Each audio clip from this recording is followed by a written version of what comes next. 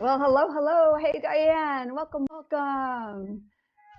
Good to see your smiling face and David and Margaret. Margaret, you made it. Awesome. Excited. A lot of people showing up. Happy day before 4th of July here in the US. I'll keep letting people in. Wonderful. I'm super excited about today's workshop. We have lots of goodies to share, and I am looking forward to connecting with all of you today. Welcome, Barbara and Giancarlo. Welcome, welcome. And Nicole, and we got Don. Everybody's moving so fast on my screen. Barbara, Laura, Nicole, welcome, Stephanie, Lindsay. Pamela is coming in right now. We've got a full house today, so it's going to be so much fun. So welcome. What I'd love to have you do is in the chat, if you can put where you are zooming in from. I really love to kind of see where everybody's coming from. I'm sure everybody else likes to see where everybody else is at in the world. And it's always fun when people connect and realize, hey, I'm right next door. We're neighbors. So let's see if we have any neighbors on the workshop today. As I continue to let more people in. Alrighty, alrighty. Let's see. I'll pull out my chat. Back to meeting. Let's see. Where did my chat go? It's fun how this always moves around. We have, let's see, we've got St. Thomas. Oh gosh, that's awesome. Canada, Nigeria, wonderful. So fun meets from Nigeria. Barbara, Chicago. I'm actually in Chicago right now too. I'm visiting my family. I'm in the house that I grew up in, my childhood house. So the weather here is a little hot right now, but not hotter than Florida. So it's good. It's good. So welcome. If you are just joining us, please in the chat, share where you are zooming in from. Love to know where everybody's coming from. Welcome, Lindsay. Welcome. Oh, everybody's moving so fast. SK, if you don't have your full name, it would be really great if you type that all out. That way we can all get to know each other. So welcome, Lori. And let's see, who did I know? Trina. Welcome, Trina. Let's see, what else we got? We've got perfect. I don't know who backup is. So backup, if you can notice who affects you, just update your name in the Zoom settings. Otherwise, that's what my computer is. It has backup every time. Well, yeah. Hey, Christy. Hey, everyone. Good morning, good afternoon, good evening, wherever you're joining us. Tom here, Christy here. Super excited. You've been letting everybody in. Look at this. Good work. I know. Awesome. And we did, I would just want to mention, we did share this in Eventbrite. So we want to avoid any Eventbrite or Zoom bombing. So make sure you please change your name so we know you are a real person. If we think you're not a real person, we may put you in the waiting room. So we definitely want to make sure this is a safe and great. Yeah, bot-free zone, except for our bot for your benefit. Yes. Awesome. Great. So welcome. Please, if you're just joining us, I just want to say happy Thursday and happy day before 4th of July. If you're in the United States, I'd love to have you turn your camera on for sure. We love to see everybody's faces. And more importantly, if you can update your name in the Zoom settings so we can all know who is here. Oh boy, they're coming in hot and heavy now, Tom. Yeah, and OBS is melting down. I got to reboot it. Be back in a sec. All right. Sounds great. Perfect. And if you do have a note taker in the meeting, please go ahead and remove them. We'll remove them on our own at some point when we get going here. But it would really help us out if you could go in and remove your own note taker. In the meantime, oh gosh, welcome. Let's make this a little bit bigger. Oh, yeah, there we go. Oh gosh. Participants. Admit. So we've got Frederick coming in and Lori's coming in. Welcome, Vanessa. Well, I don't think I said welcome to you. So good to see you. Hirsch is in the house. Love to see that. Welcome. And Sharon Roberts and Chris Hallborn, welcome. Alrighty. More people. And Dot Campbell, welcome. Good to see you. Pamela Cohen, Barbara. I know Barbara, you mentioned you were in Chicago. I'm looking here too, multitasking. Okay, well, I'm not going to be able to do all of it at the same time. We got a few more minutes to go, but if you're just joining us, I want to welcome you. Please put your name correctly in the Zoom settings if it isn't already. And then in the chat, please let us know where you're coming from. Not only do we want to know, but I'm sure it's great for all of you to see who each other are. Again, we may have a couple neighbors, people that live in the same state. I know I'm in Chicago visiting right now, and Barbara's here locally. I don't know exactly where you are, Barbara. We can connect later, but I lived in Chicago my whole life, so I'm sure I know about where you're at. So Mary Sloan, welcome. Kelly Wiggins, I don't know if I welcomed you earlier, so welcome. Glad to have you.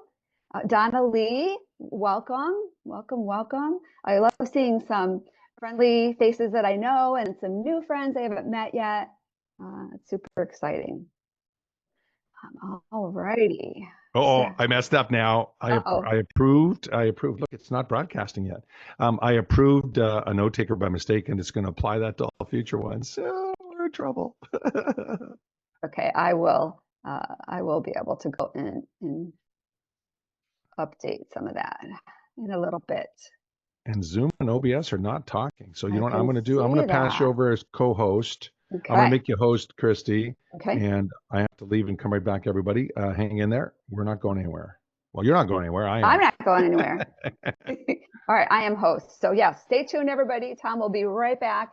I want to welcome, let's see, we got a few more people I am letting in the room. We've got a full house today, and there's going to be so much great information that we're going to be sharing over the next 4 hours. And 4 hours seems like a lot, but I will tell you it's going to go by really, really fast.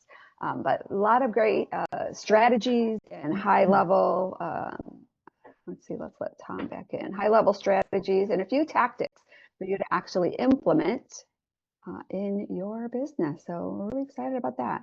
So let me go ahead and make Tom, as soon as he comes in. Tom, are you here? Yes, I am going to make you now host, and we'll get for those of you going. that use OBS, good news, the on-off switch also works for OBS. Awesome. Yeah, technology is great when it works, but it's not. We just have to roll with the flow, right? Go with the flow. Yeah, absolutely. So, Alteria, welcome. I know we've been connecting via email, so great to actually meet you. Savannah, Denise, I kind of love that name, Savannah. It's beautiful. Welcome. Christy, time to get rolling. Okay. I caused a bit of a delay, but I'm glad that we finished to quickly fix that situation. So good to see all of you here. Welcome. Happy Thursday. Happy Thursday morning. The day before 4th for all of our American friends. Big holiday coming up. For our Canadian friends, I see there's a few here. Happy Canada Day, a couple of days later. I don't know, is there a Nigeria Day? I'm sure there is. I saw someone from Nigeria was in the house. Let us know when you guys celebrate your holiday. I'd love to know that. Before we get started, Christy, anything you want to say to everyone jumping in? No, I think I just want to welcome everybody. This is our 1-year anniversary of doing these workshops. So I'm super excited about that. We've kind of improved a lot and keep sharing more and more valuable information. So I'm excited to just be able to dig in with all of you. And I like how you didn't share no, and then she always shares. I know. I caught that after I said that. Yes. No, and then I got all this cool stuff to share. So, well, welcome everyone to our 1-year anniversary of how to use your next book to build a 7-figure business, even if you can't market your way out of a wet paper bag. Tom Matzen, Christie Ruffino here. Good morning, good afternoon, good evening, wherever you're joining us around the world. So glad that you're here. If you haven't already done so, in the chat, let us know where you're joining us from. That would be fantastic. Always love to start with a quote. This is my favorite quote for people selling their wisdom and knowledge. Jay Abraham, foremost strategist, marketer for small and large companies. Last time I talked to Jay, some 41 billion in tracked sales for his clients. And he says, if you have a product that delivers value, in this case, a product or service, you have a moral obligation to reach as many people as you can. Yeah, we're going to show you how to build a 7-figure business today, leveraging a book, but it's not about the 7 figures, right? It's about our ability to serve the people that we can help. And Christy and I believe that we have a moral obligation to reach as many people as we can. So our goal today is to help give you some tools and strategies to accomplish that very thing. Why would you want to invest 4 full hours of your day? Well, here's our promise to you. If you give us 4 full hours, we'll show you how to build a 7-figure impact business, leveraging the power of a business book and viral marketing. We'll take you through this entire model through this journey. We're going to cover 8 steps to build a 7-figure impact business, how to write a great business book in 30 days, 5 key myths and challenges you want to shatter if you're going to build a 7-figure impact business. In fact, these things are things that'll stop you before you even get started. We want to nip that in the bud. How to create a tribe of raving fans eager to buy your book. Plus, why the ascension model is dead and what you want to do instead. How to generate 9 times the leads and 3 times the sales. The power of what we call strategic risk reversal. How to triple your show-up rate and double your conversions with webinars, and a special time-sensitive opportunity at the end for those of you that want our help doing this as well. But if you haven't been to our workshops before, here's what I can promise you. You don't need to spend another dime than what you've already contributed to Kiva. And by the way, thanks for that. We'll talk more about that in a second. And you will get value out of today's deep dive workshop. We promise you that. We also know some of you will want to go deeper and get our help, and so we'll cover that at the very end. But other than that, it's all about helping you with the strategies and tactics to scale your business.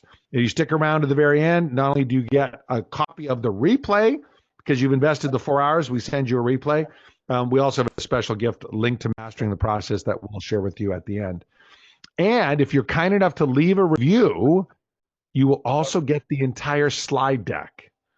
So one of my pet peeves when I attend webinars or workshops or master classes is not getting the slides. Like, I want the slides. I don't want to be taking screenshots. Anybody like that? I'm going to go to gallery mode. Anybody else like that here besides me? Always want slides? Yeah, Lori, I see. And Lee? Yeah, I don't want to be doing screenshots every 3 seconds. I have bad enough time focusing myself, right, Hirsch? You know that. So the reality is, if you leave us a review, good, bad, or ugly, we'll send you the entire slide deck at the end.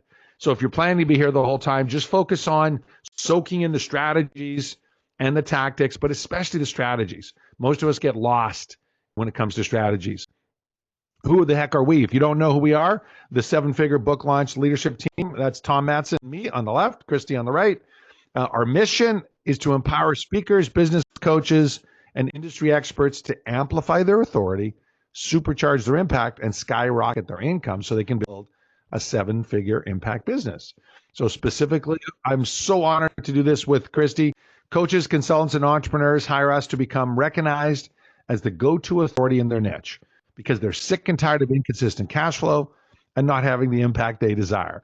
So we help them enroll more clients with ease into a high-ticket program that guarantees results, and then massively scale by leveraging the power of a great business book. Bottom line, we help them build a 7-figure business in 2 years or less, guaranteed. Good morning again, Christie. Good morning. Good morning. And before I get to honor you and introduce you, can you make me co-host, Tom, so I can when I came back in, we didn't do that. Oh my gosh. Look I'm at like, that. why is this not working for me? But thought it was all the Zoom changes, but it's because I am not the co-host. So you know what we call that? We call that an ESO, equipment smarter than operator. I kind of believe that one. So and you need to change the slide.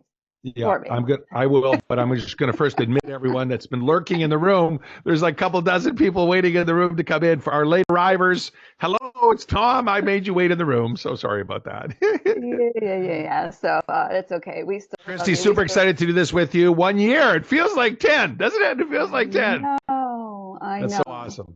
Yes, it does. So Tom Matzen. Oh boy, this is really small on my notepad. So all right. Tom Matzen has, again, I am remotely working here, and so I'm not seeing this very well. Tom Matzen. You can just fake it if you want. Tom Matzen is awesome. No, we partnered up a year. We partnered up a year ago. It was a perfect fit, and he is somebody that has amazing experience. He has started and lost so many businesses and achieved so much revenue and lost so much revenue, and he is an expert at knowing how to continually reinvent himself and not only create success for him, but everybody around him. And so that's one of the things I love about him, his heart to help me, help my clients, help other partners, help all of his clients just get better and better and better. Again, I'm sorry, I can't read that. Thank you, Christy, for winging that. No problem. I got old man eyes too. I know what that's like. I know what that's like. Once we take you off the screen, no problem at all. You'll learn more about me as we go through this today, everybody. Thank you for that, Christy. Let's jump right in. Here's the thing. Today's content will work for you if you are in the e-commerce space. You have like physical products that you ship to consumers or customers. You're in the digital product space. Maybe you sell courses, memberships, software. You're an affiliate marketer. You sell other people's companies' products or services. Could be that. You're into getting clients. Maybe you're a coach, a consultant, a service-based business, and you want to get clients. It'll work if you're an agency or freelancer, which is another way to get clients, right? Maybe you're a local small business and you want to grow in your local geographic area. These strategies will work for that. If you're a regional or national business and want to grow regionally or globally, this will work. And if you're a nonprofit or a charity and your business is helping others, right? That's still a business. You're just helping others as your business model. And equally important, if you're a total beginner, starting completely from scratch, you are going to love this. I've had 94 businesses, made and lost millions multiple times. I will tell you, if I had this wisdom and knowledge early on, it wouldn't have been anywhere near that many businesses, I can promise you, because the lessons learned were so painful and so expensive. So we're going to do our first poll, first opportunity for you to play along here. We're going to open up a Zoom poll. You should be able to see that now on the screen.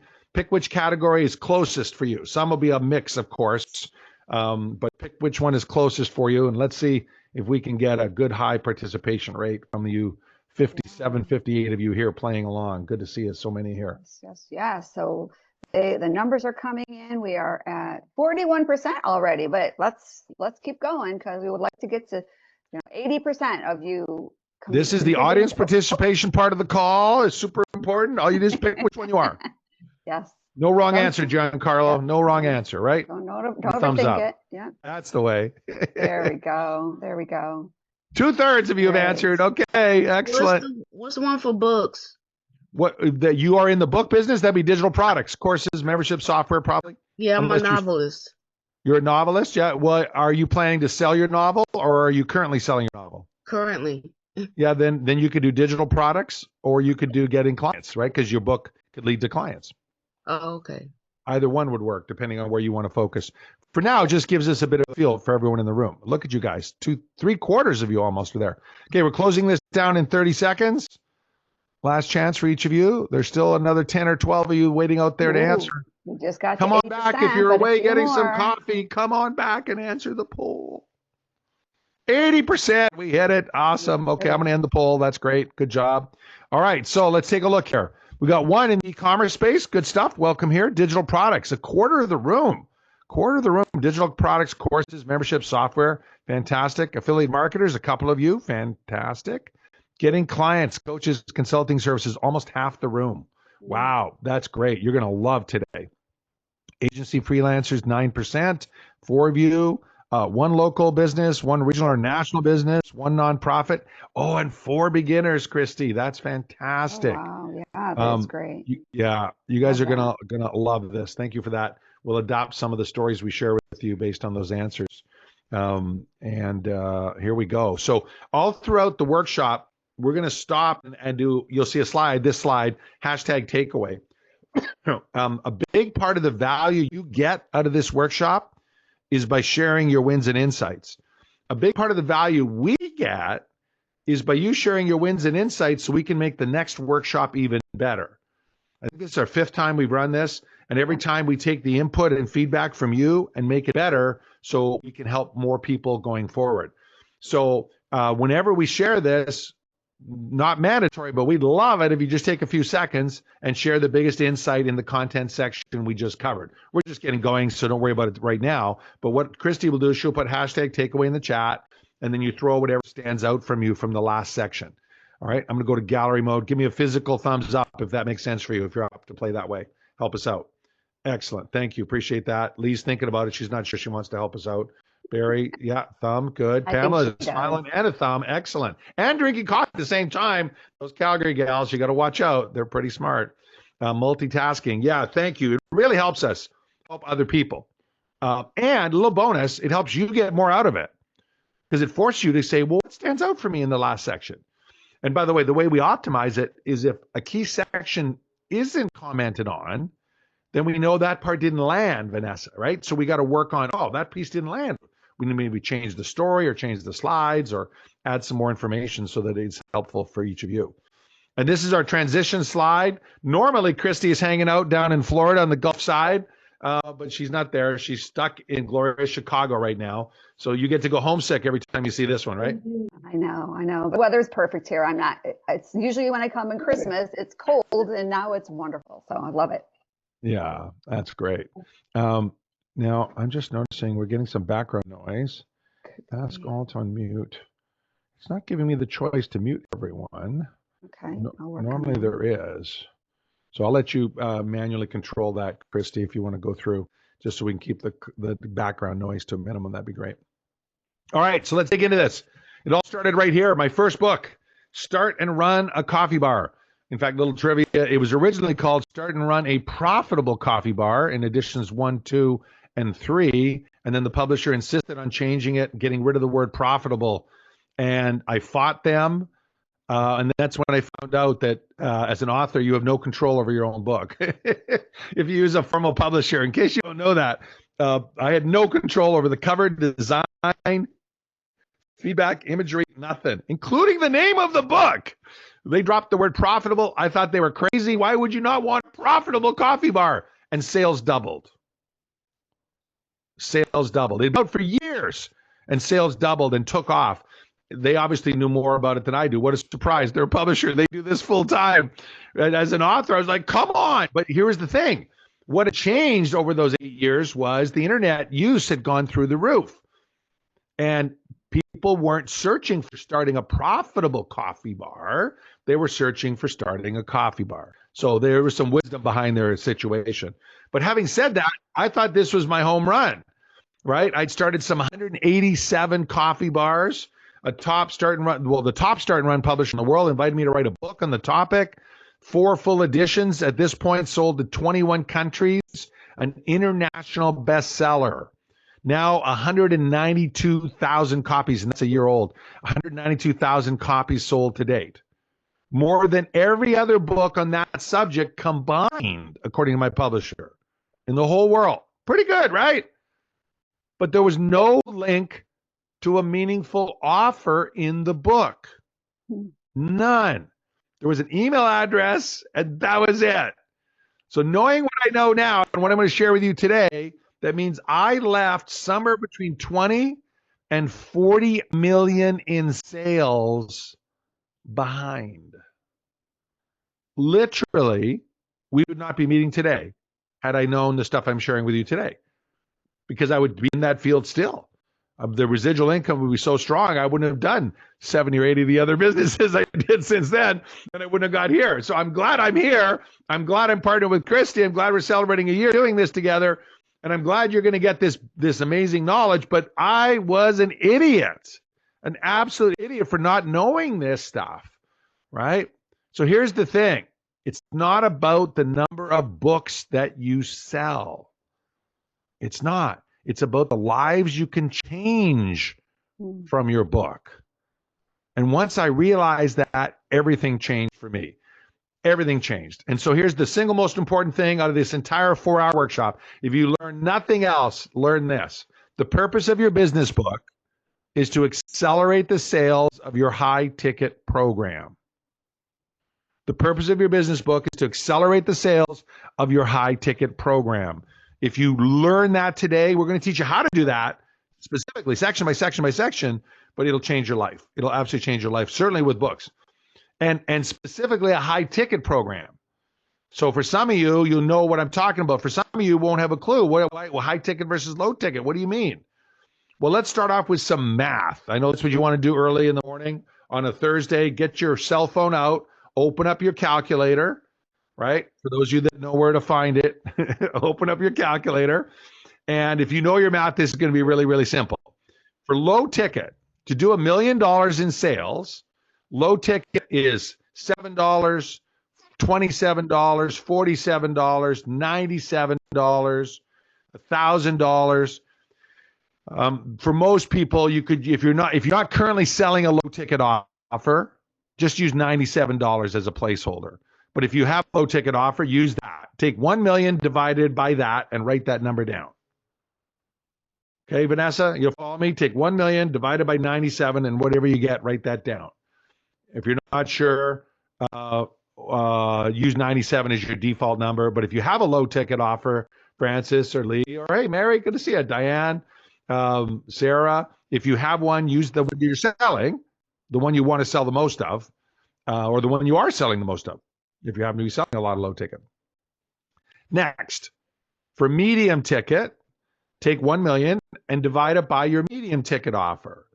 And in our world, medium ticket is from 2,000 to 10,000, 2 to 10,000. Most people think when you get up to 10, it's already high ticket. So maybe your medium ticket is $2,000 coaching program or course, right? Or maybe it's a $3,500 program of some sort, some offer of some sort. If you have one, use that. If you don't have one, use $2,000 just because it'd be easy math to do that situation. And again, 1 million divided by that number and whatever you get, jot it down. And then for high ticket, same thing. Now take 1 million divided by 10,000, 25,000, 100,000. We've got some clients that do $250,000 or $1 million for their programs, but most are 10, 25, or 100,000. So you can use 10,000 for simple math on that one because that's the minimum, Laura Lee, that we would call high ticket. Does that make sense? So if you don't have a high ticket currently, use 10,000 and divide that in, right? And you're going to share the totals in the chat. Here's your first assignment. It's going to look like this. So if the low ticket was 97, you would have 10,309 sales needed to do 1 million, right? And if it was 2,000, you'd have 500 sales for medium ticket. And if it was 10,000, you'd have 100 sales. So in the chat, share it like this. The total number for low / the total number for medium / the total number for high. I see Suzette and Hirsch have been jumping in already. Good job. But yeah, do it with low, medium, and high all in one number. And if you're not sure, use our numbers. Type in 10,309 / 500 / 100. Great. So they're coming in. Mary's got to get more of them, but Lori's got all three numbers. That's great. Only 100 high ticket clients for that. So that's great. Sarah, it looks like Sarah used the example. And so thanks, Altera and Lee. You're great. Vanessa, wonderful. Giancarlo, Tavana, you guys used, it looks like close to the examples on some of them. But yeah, it's amazing when you start doing the math, right? It just kind of puts things in perspective. So great, Hirsch, wonderful. You kind of got all the three numbers figured out. So that was great. All right. So let's have a look. See here. So Lori, 37037, 400, 100. Let's take that one as an example, right? So we're going to teach you today how to build a 7-figure business. I've been an entrepreneur for 38 years, going on 39 years. I will tell you the best entrepreneurs I know are inherently lazy. They always look for an easier, simpler way to get results for their clients and for themselves. How many people would put themselves in that category, that type of lazy?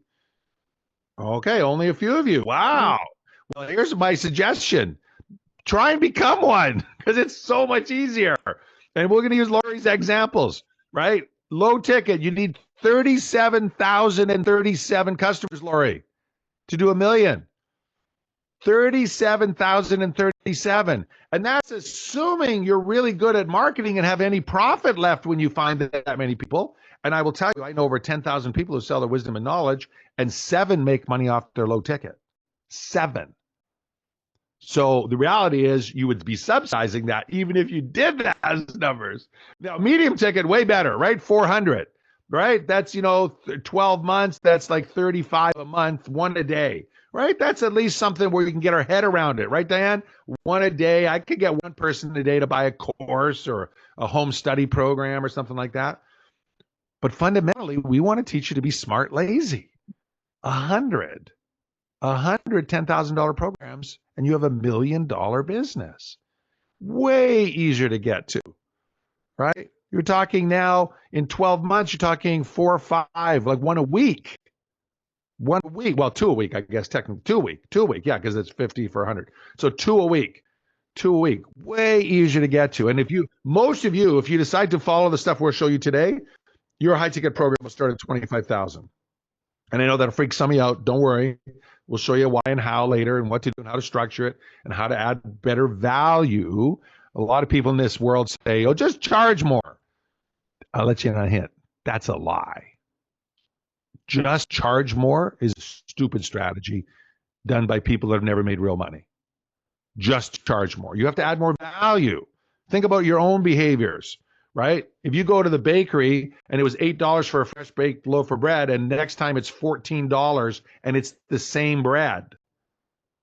They're like, whoa, wait a second, what's going on here, right? But if it's jalapeno, Parmesan, organic, whole wheat, la, la, la, la, la, now you're like $14. Sounds like a pretty good deal. It was only $8 for plain, right? You got to add value to the process. And we'll show you exactly how to do that. But the first thing we want to do for all of you is just like waken your eyes to the math, right? The math, it's such a difference. And for entrepreneurs, I fundamentally believe there's no reason you need to be working so hard. No reason you need to be working so hard, right? So hashtag takeaway your first insight. It's 8:27, half an hour in. Christie will pop in the chat box, hashtag takeaway. Share us your biggest insight in the first half an hour. Maybe it's, well, we started on time. Well, almost on time because of my OBS reboot. Maybe that shocked you because people don't normally start on time in this business. Maybe it was the insight you just did, the math of, holy cow, low tickets, crazy game to play economically. Maybe it's something to do with someone you met or someone you saw. Whatever you see, throw it in the chat, please, hashtag takeaway. And off we go to the next section, which is myths and challenges. These are the things that will stop you before you even get started in building a 7-figure business. You may or may not know this. If you've been in this industry more than a couple of years, you probably do. But the vast majority of entrepreneurs don't get to 7 figures. The average business coach makes $53,000 a year. The average life coach makes $32,000 a year. I live just outside of Vancouver. If you've ever been to Vancouver, you can't buy a door on a house for $100,000. Like it's a very expensive market for homes, right? The $100,000 doesn't even get you the down payment on any place here anymore, right? Calgary's getting similar, right? It's growing fairly high. There's a lot of markets you guys are in that are growing very high. So it's what we're going to talk about. We're going to spend a few minutes on this. And in the past, I used to cover this really, really quickly. I'd always cover it, but I used to do it really quickly. And I remember talking to Ryan Levesque in detail about it. And he said, why do you cover this so quickly? And I said, because of this, this, and this. I want to put more stuff over here. He said, yeah, but don't you realize if they're stuck here, they won't even apply the other stuff. Right. And I went, oh my gosh, you're right. Like there's 5 myths we're going to share with you. And if these get in your way, none of the rest of the 4 hours is going to matter. And by the way, when we're done these 5, we're going to ask you which one are you most guilty of. So pay attention as we're going through this process. And Christie and I will take you through this. So the first one, I know this is a big one for Christie. What gets you to 6 figures in sales does not get you to 7, right, Christie?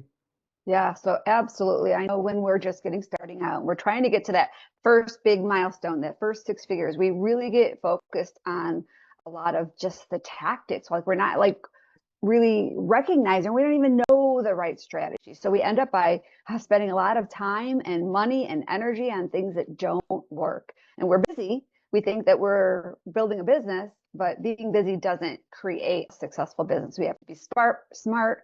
We have to apply the right strategies, and we really need to I like the whole laziness concept, right? We don't want to be lazy, but we want to figure out how to do more in less time and be able to serve more people. Yeah, I call it smart lazy, like smart lazy yeah. for sure. Smart lazy for sure. And I will tell you, having had 94 businesses, if you saw that on the bio screen, 11 7 figures and beyond, Those that can do quick math, that means 83 that never got to seven figures. 83. So I'm an expert on getting stuck at six figures here. I don't know, we got a lot of people in the room here, so I can't say I've been there more often than everyone in this room added up, but I'm pretty sure I'm in first place of the number of businesses that didn't get to seven figures. So I'm an expert on this, and here's what I can tell you. Anybody can get to six figures with effort. Effort and hustle. Effort and hustle. Effort and hustle. You can get to six figures. And if you're at six figures already, give me a thumbs up or a wave on the gallery that you know what I'm talking about, right? There's a few of you, I'm sure, that are here. One, let me go to the next screen. Yeah, 4 or 5 of you are there, right? You can get there with just hustle. That is not the problem. The problem is that doesn't get you to seven. Hustle and harder and more effort is not going to get you to seven. Better strategy is necessary to get you to seven. Better strategy is necessary to get you to seven. And at one point today, Christie will share her personal story with you around that. And it's a perfect example of the importance of strategy versus just effort. Okay, let's go to the next one. And that is, you can't charge as much for group coaching as you can for one-on-one. Christie. Yeah, so I know a lot of people kind of get into this space and they think that there's not as much value in group coaching and that you can't charge as much and that they're not able to give the personal support to their clients if they pivot to a group coaching program. But I will tell you that is not the case, because we can not only learn from the coach, but we can learn from the other participants. And so as a coach, you have the ability to be able to help more people and allow your clients to learn from each other's examples and kind of be inspired by each other as well. And so it does allow you to be able to create more value and honestly help your clients achieve better success. Yeah, and I'm going to give you another example. I had the pleasure of taking a company public on the Toronto Stock Exchange in 2007, 2008, right as the market crashed. Yeah, bad timing, fair enough. But nonetheless, I did that. It took 7 years. And when we were preparing to do that, we had to go through training as C-suite executive officers on boards of directors. And one of the things we learned was, this was the Toronto Stock Exchange, is that you had to have 7 people or more on your board. I've since learned the NASDAQ and Dow Jones and all the major exchanges have similar rules. And some it's 5, some it's 7, some it's 9, but it's never 1. Right. Why is it never 1? If one-on-one coaching is better, a one-person board would be better, right, Vanessa?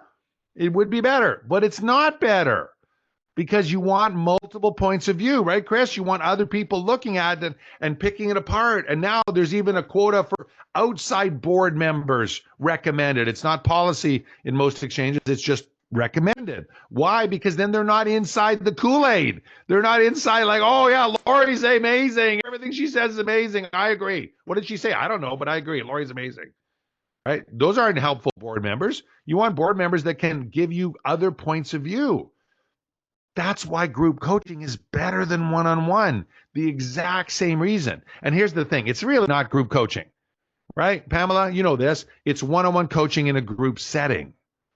It's one-on-one coaching in a group setting. You're helping one person out. Other people are chiming in, asking clarifying questions, asking questions that the person forgot, making it even better. And if any of you have done coaching for more than a year, you know 80% of the questions are the same. Right, Cheryl? 80% of the questions you get are exactly the same. So by having it this way, it's way more productive for you and them. Way more productive for you and them. So if you think group coaching is a cheaper sub way to go, you haven't done it this way. You just haven't done it this way, and you want to. You actually want to. Myth number 3, you need to hire a lot of people to build a 7-figure business. Christie, how many full-time employees do you have for your 7-figure business?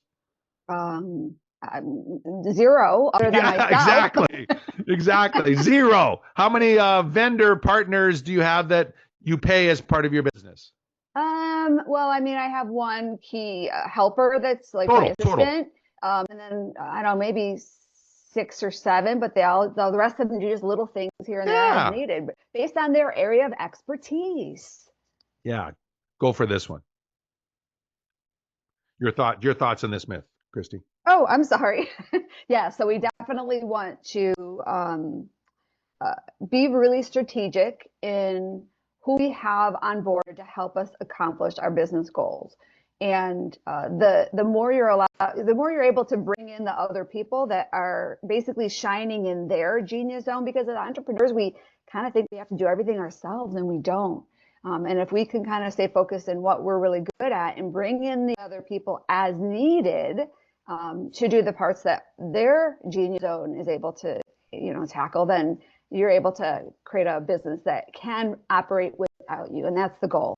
If your business is dependent on you and you're just not able to scale like you want to. Yeah. And the other part of this myth, though, is you don't need a massive team to build a 7-figure business anymore.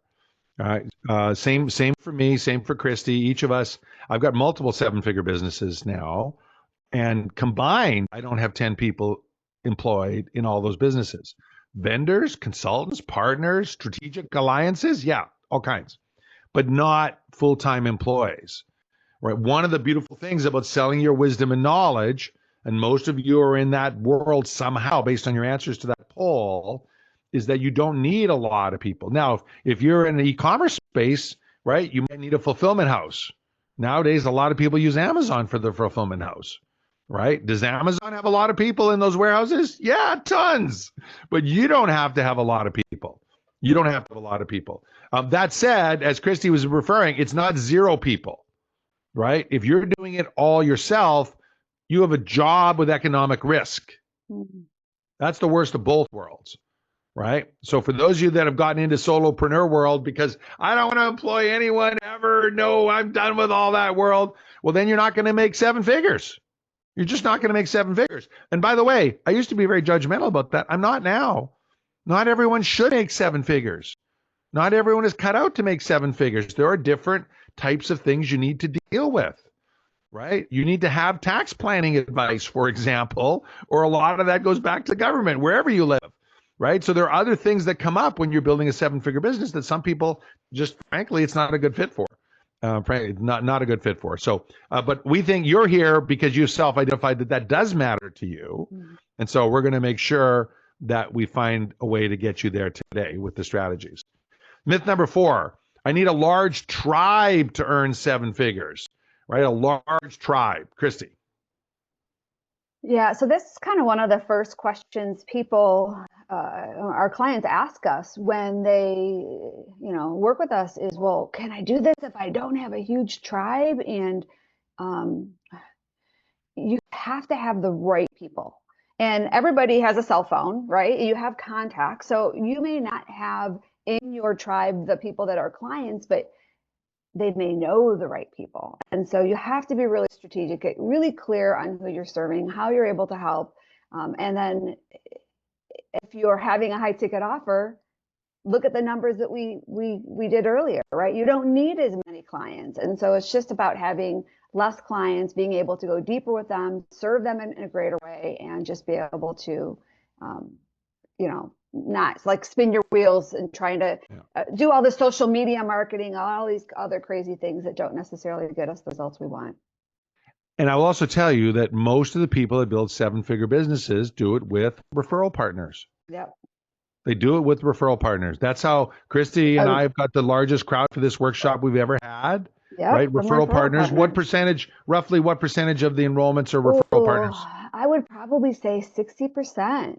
60% of everybody here or registered is from partners that believe in what we're doing. So roughly 2 out of 3 of you are here because someone else invited you here besides Christie, right? And so you don't have to have your own large tribe to build a significant 7-figure business. You do need to have people you can serve. I want to be crystal clear. We call it right fit audience, and inside that right fit client. You do need that, right? You can't serve imaginary people who don't exist in the real world.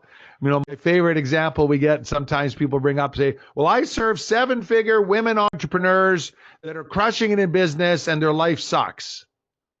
Yeah, well, I call that a unicorn.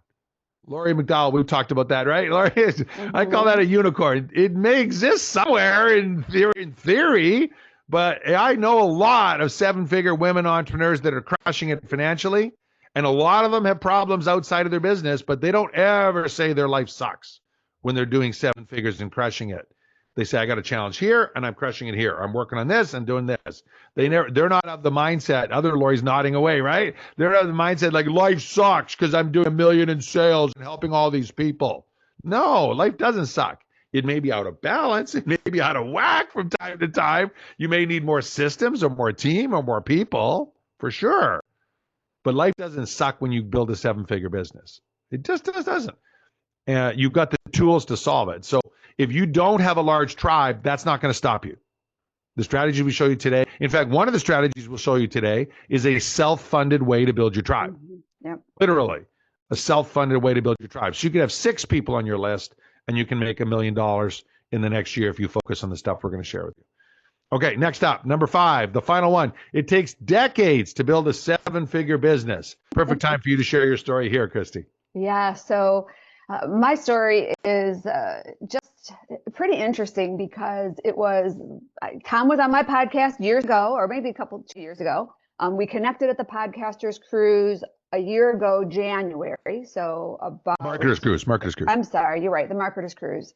And we just met each other the first time, and then March came around. So a few months later, something happened in my life, something pretty traumatic, and I went to Tom because I know he's kind of overcome a lot of obstacles. Can we say it? The poop hit the fan. The poop hit the fan in a big way. And I don't know if anybody's kind of seen some of the posts I share, but I lost $100,000. And I'm like, oh, Tom, I don't know if he can help me. I had no expectations, but I reached out to him.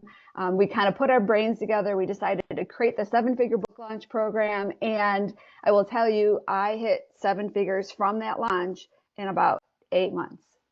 And so just having the right offer, getting out of my mindset. I had 3 6-figure businesses over the last 2 decades plus, but I could never get any farther than that 6-figure business. But just having the right strategies, shifting my mindset, and just following this process is what helped me and how we help our clients. Yeah. And I've helped dozens of people do the same thing over the last 9.5 years since we created this model. And we're going to show you the whole model today. Yep. But it starts with the belief that you can do it quicker. Most people think it has to take a long time. And so what a surprise, they start using strategies that are designed to take a long time. Yeah. Right? That's what most people teach. Yeah. Well, how many people use the internet to promote content? Raise your hands. You can admit it here. We have an internet recovery meeting after this one. Internet marketing recovery meeting. Yeah, look at all the hands go up. Well, guess what? 97.2% of my sales, which is now over $100 million from our combined businesses, 97.2% have not come from content marketing online. No. 2.8% have. Okay. And we've spent hundreds of thousands with some of the best people in this space to try and crack the code to figure it all out. Now, yes, there's people out there. I know some of them. Lauren Tickner, there are people out there that she does $23 million a year. She's like 7 years old. Okay, she's not 7 years old. She's like 29 years old. But in my brain, she's like 7 years old and she does $23 million a year. And I've talked to her multiple times. She's awesome. She's amazing. I can't crack the code using her stuff. I can't. And so there ways to use content to market it? Yeah, there are ways, but the vast majority of us, I mean, I've got 24,000 LinkedIn connections, 5,000 Facebook connections. I got reach, but it's not designed to build a 7-figure business. It's designed to get you hooked on those platforms. Let's be clear. Facebook's job is not for you to sell your offer. Facebook's job is for you to have your friends follow you and comment on you and engage with you so you're on Facebook more often. And I know that may be shocking to some of you, but take a look and Google Mark Zuckerberg's yacht. and his strategy is working really fine. His support yacht, where the helicopter lands, because it's a big sailing yacht, his main one. So he has to have a support yacht. The laws of the sea, there has to be a helicopter close by for something that big. Okay. And so his support yacht is $75 million. Zuckerberg's doing fine, people. Okay? He's doing fine. And if you've tried Facebook ads to actually sell meaningful things, you're probably part of what I am, which is the Facebook philanthropy program. Donating more money to Zuckerberg. Donating more money to Zuckerberg. I promise you, we're not going to encourage you to do that today. Why? Because it's too risky. It's just too risky. And yeah, it will take you decades. You want to go back to taking decades? Yeah, okay, you can do that. But the stuff we're going to show you today is far faster and far easier to do that. Okay? So, your turn. Now we want you to say, okay, fess up time. Which myth are you most guilty of? We're going to open up a poll. Launch it here, Tom. Pick the one you're most guilty of. If you're perfect, that's okay. You don't have to vote. But for the rest of you, you get to pick which one you're closest on. How are we doing, Christy? Well, they're just getting started, so we're at 16% right now. So we've got, if you're on break or you're just listening, come back, make sure you do the poll because we really like to see what your answers are. This really helps us. So we are at 30 and 41% and coming in hot. So please take a moment to come back. 30 seconds. Come back to the 30 computer. seconds. Oh, we got a long way to go to beat our last percentage. We're at 57%. That's all right. 30 seconds. Let's go. Yep, yep. Come back to the computer, Barry. 10, 60%. 9, 8, 7, 6, 5, 4, Come on, 3, come 2, on. We're at 63. 1. Closing it up. All right. Not quite. 2/3 of you got in.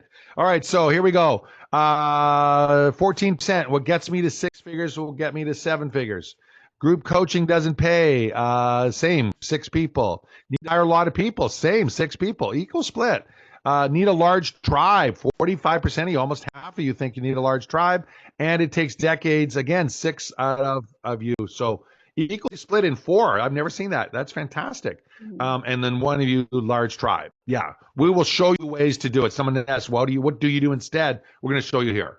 We're going to show you here in this 4-hour workshop. That's why it's 4 hours and not 45 minutes, by the way.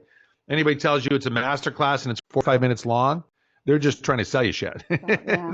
They're not trying to teach you anything. They're just trying to sell you stuff because you can't teach in detail in 45 minutes. And I apologize to any of you that run your master classes at 45 minutes, but call them a webinar because if that's all they are at 45 minutes. You want to go deep, then you need some time. And we're going to do that. We're going to take time to do that right now.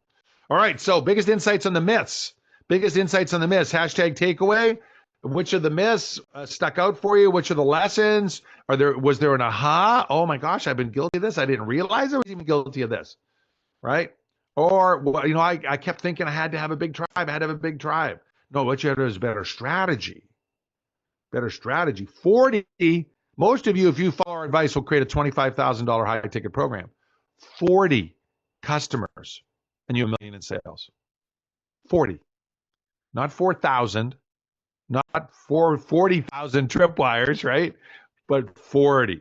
40. Throw it in hashtag takeaway. Okay. 8:48. We're right on track. So we're going to take a quick break.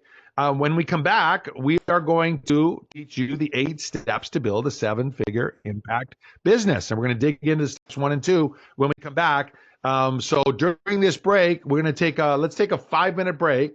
What I want you to focus on is getting some water, getting rid of some liquids if you need to, getting some water, stretching a little bit, because we're going to cover a bunch of cool strategies really quickly in the next section. And I want your brain fully tuned into this. So we'll see you in 5 minutes. 5 minutes.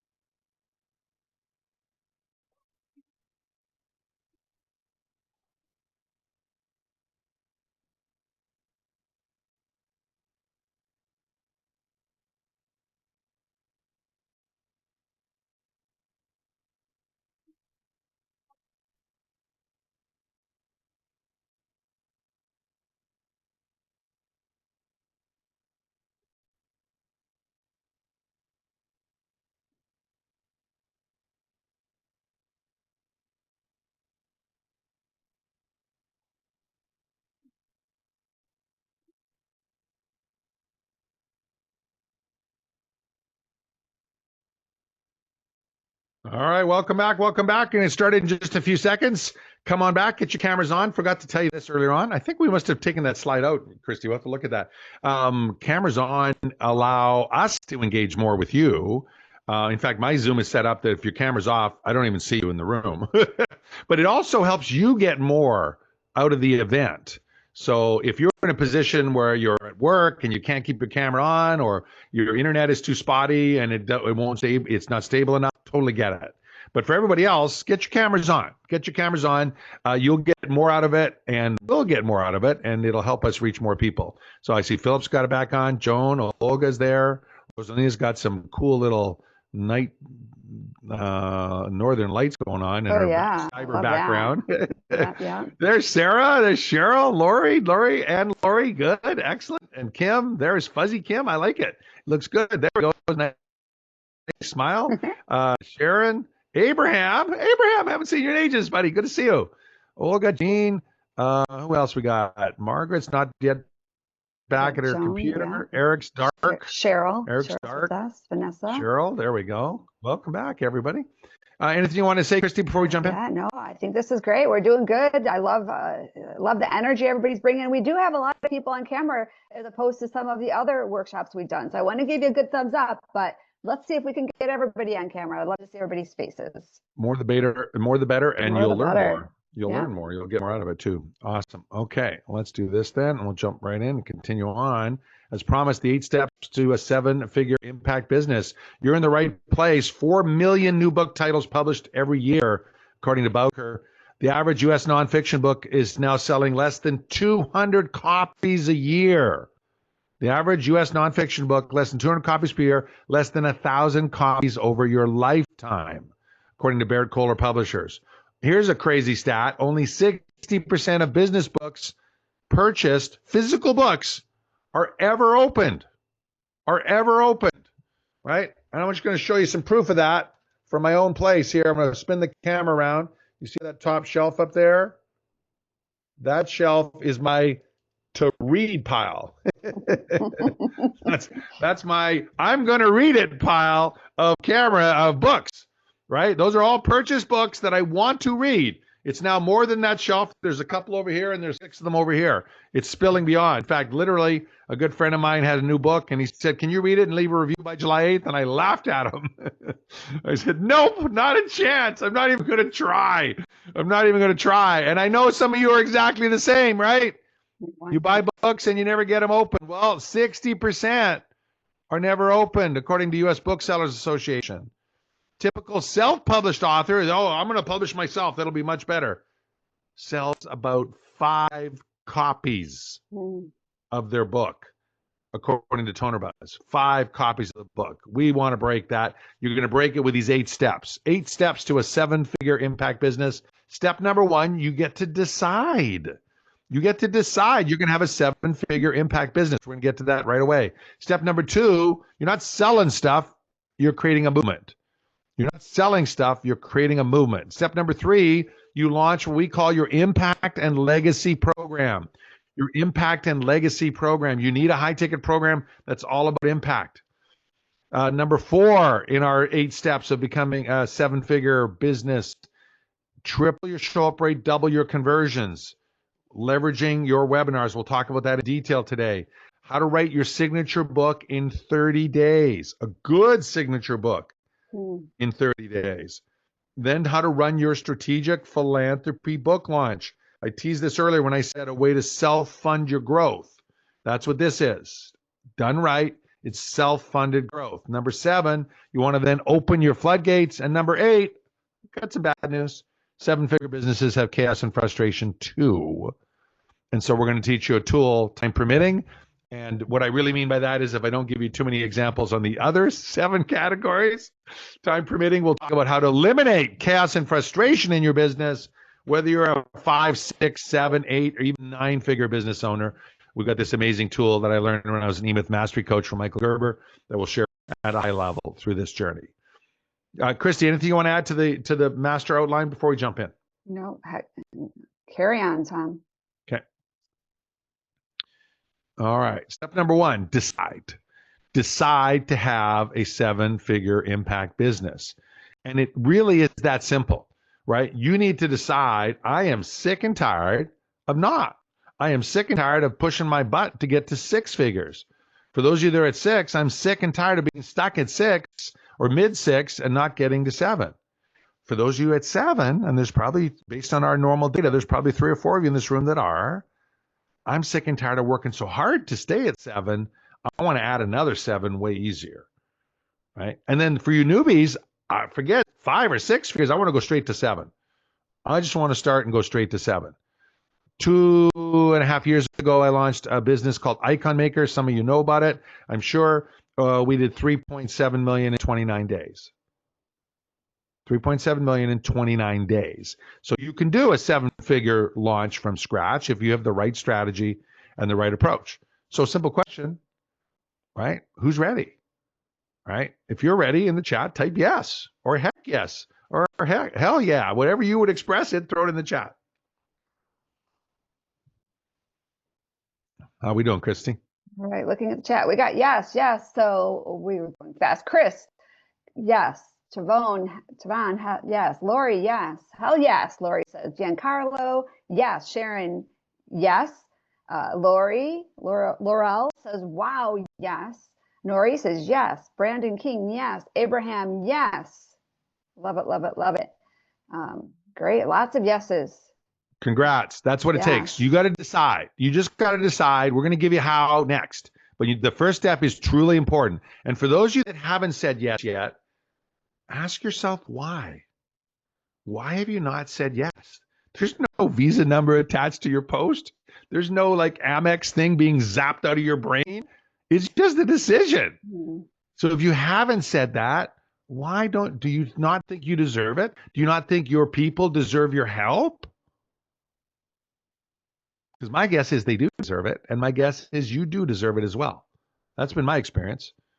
The people that come to our workshops that commit to invest several hours to work on their business instead of scrolling through TikTok and watching videos like crazy, right? That focus on building and working on their business like you guys are doing are the people that do deserve it. So step number 2, create a movement. Step number 2, create a movement. You're not selling stuff. You're actually creating a movement. And for this, I'm going to actually share the screen so that you guys can see this in a major way. And I'm going to do this and do this and do this. And the screen up there, Christy? Not Create a yet. movement? Yeah, Not yet. great. There it is. There Yep. we go. It's good? You Yep. see it? Yep. Okay. And here's a quick video from about 10 years ago, a TED Talk by Derek Sivers on how to create a movement. It's kind of grainy, the video he's going to show inside his TED Talk. And if you've seen it before, I know you'll love it because you've already seen it. But I want you, if you've seen it before, I want you to think, why am I not putting this into practice? Because you wouldn't be here if you're putting it into practice. Let me be clear. If you were building a 7 or an 8-figure business with a movement, you wouldn't be here. So why are you not putting it in practice? What's stopping you? And for those seeing this for the first time, you're going to love the framework around how to truly start a movement.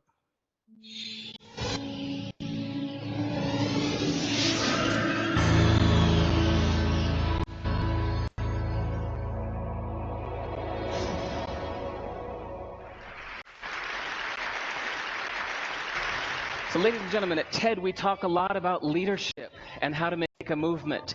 So let's watch a movement happen, start to finish, in under 3 minutes and dissect some lessons from it. First, of course, you know, a leader needs the guts to stand out and be ridiculed. But what he's doing is so easy to follow. So here's his first follower with a crucial role. He's going to show everyone else how to follow. Now notice that the leader embraces him as an equal. So now it's not about the leader anymore, it's about them, plural. Now there he is calling to his friends.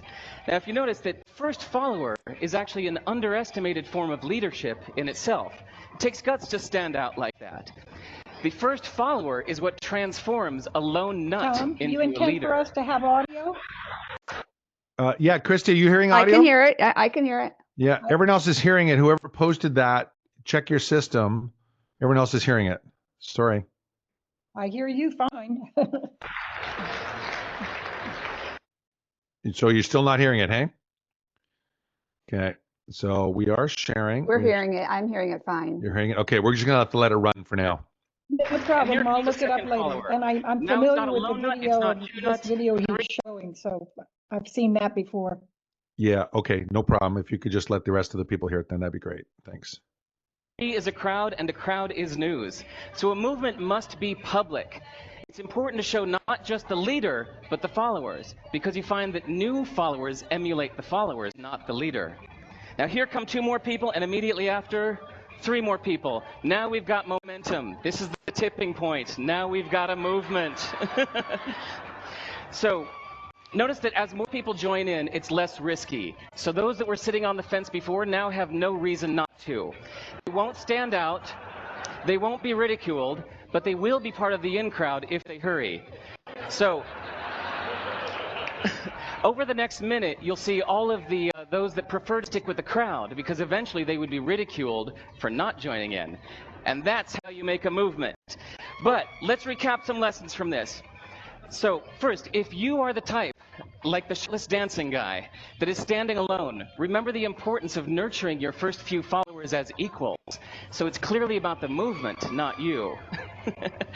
Okay, but we might have missed the real lesson here. The biggest lesson, if you noticed, did you catch it?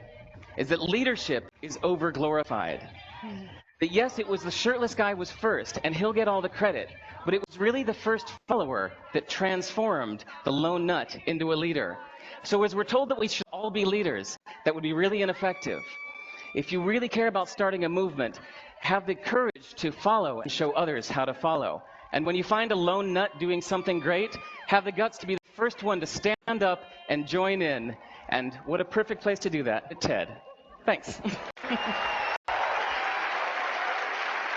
I love that. Doesn't matter how many times I see it. I love that. It's such a cool video.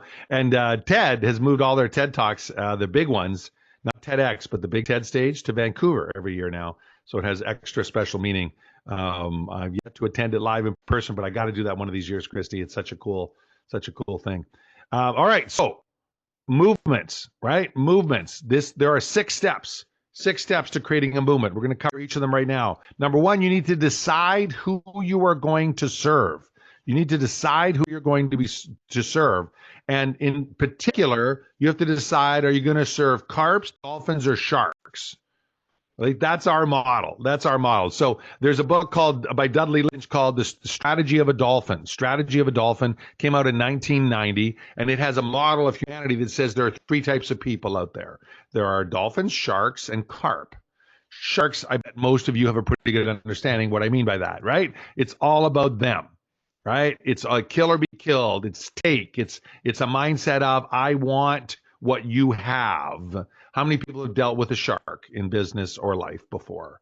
How many people? Olga's never dealt with one? Good job, Olga. Oh, she has. Okay, Rosina, how about you? No? Right? No, I'm glad. Good for you. Well, about 80% of you have, right? You know what I'm talking about then. It's all about them. In fact, their model of the world is I take from you to get from me. That's their framework of how the world works, right? And so if you go into business with a shark, their job is to take from you, right?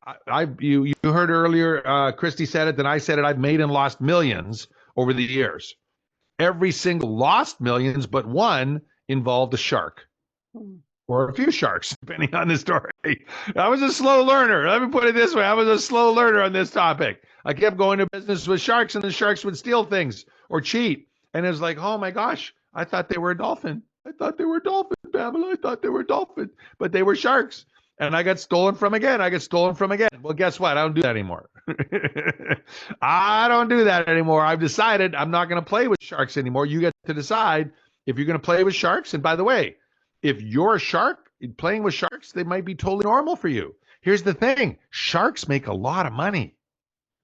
Sharks are the big income earners out there. Why? Because that's their goal, to make a lot of money, right? Let's talk about carps. Carps are the bottom fish. They're the people that when you call them up and you say, hey, how you doing? What? Really? Oh, no, really? Come on. Didn't you get eaten by a shark last week? You got eaten by another one?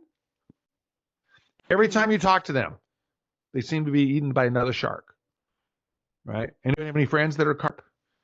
Usually they're really good friends. They're very nice people, but they just get eaten by sharks every time you talk to them. Every single time you talk to them.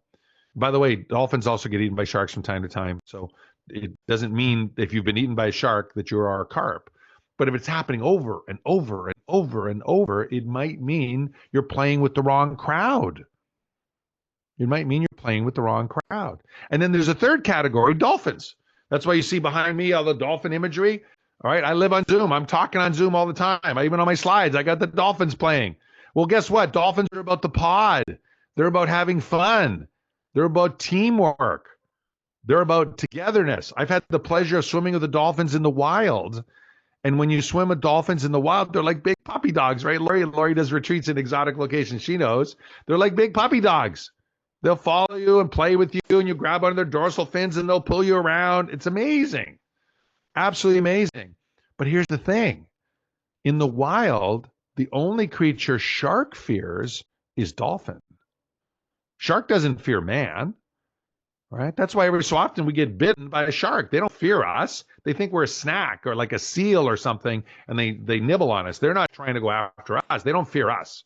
They fear dolphin. And the reason they fear dolphin is that if they go after a weak dolphin in the pod, the rest of the dolphins gang up on that shark and beat it senseless until it can't swim. And for those who don't know this story, what happens when a shark can't swim? Throw it in the chat. Little trainer tip: when you need some water, you ask a question.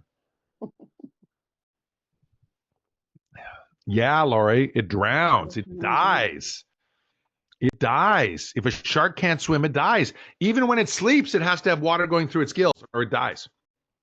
It's really kind of wild. If you're a scuba diver, you know this. You see sharks, they're sleeping and the water's going through their gills. They're not moving around, right? They literally die. I love that parallel, that analogy, right? We're dolphins is all about the pod. It's about having fun. But if you're a shark, you come mess with us, we're going after you, mister. We're going after you until you can't swim anymore. I love that example. So who are you going to play with? Who are you going to play with? Who are you going to serve? What's your audience?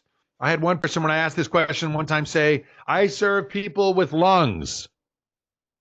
Yeah, I haven't met a lot of people without lungs, Nori. right? Not a lot of people with lungs. That's not a target audience. That's humanity, right? I serve women. No, that's 51% of the planet. That's not a target audience. You got target audience, and then inside that, you got target client, what we call right fit audience, right fit client. The narrower you can make it, the easier it is to get to seven figures. Let me say that again, because most of you are doing this wrong. I guarantee you, or you'd be at seven figures. The narrower you can make it, the easier it is to get to seven figures, right? I serve health and wellness professionals. Good start. I serve chiropractors. Great. I serve left-handed chiropractors. Now we're talking. 12 million chiropractors in the US, 1.25 million roughly will be left-handed, therefore. And if you happen to have been maybe a left-handed chiropractor, because let's face it, left-handed people are kind of special, right? Any lefties in the room here? Wave your hand, any lefties? Yeah, there's a few. You know you're special, right? You're kind of special types, and that's in a good way, but special, right? But if you are a left-handed chiropractor and you're serving left-handed chiropractors, you could speak their language. You could talk to them. They would understand you. They would relate to you. So the narrower your right fit client, the better. Now, when you're doing stages or podcast interviews, you want to be broader. You want to be right fit audience. When you're running a summit and you're doing a list build, Lori, right? You want right fit audience, not right fit clients. Because if it's only right fit clients, every other speaker is competing for you. They're competing with you for those same people.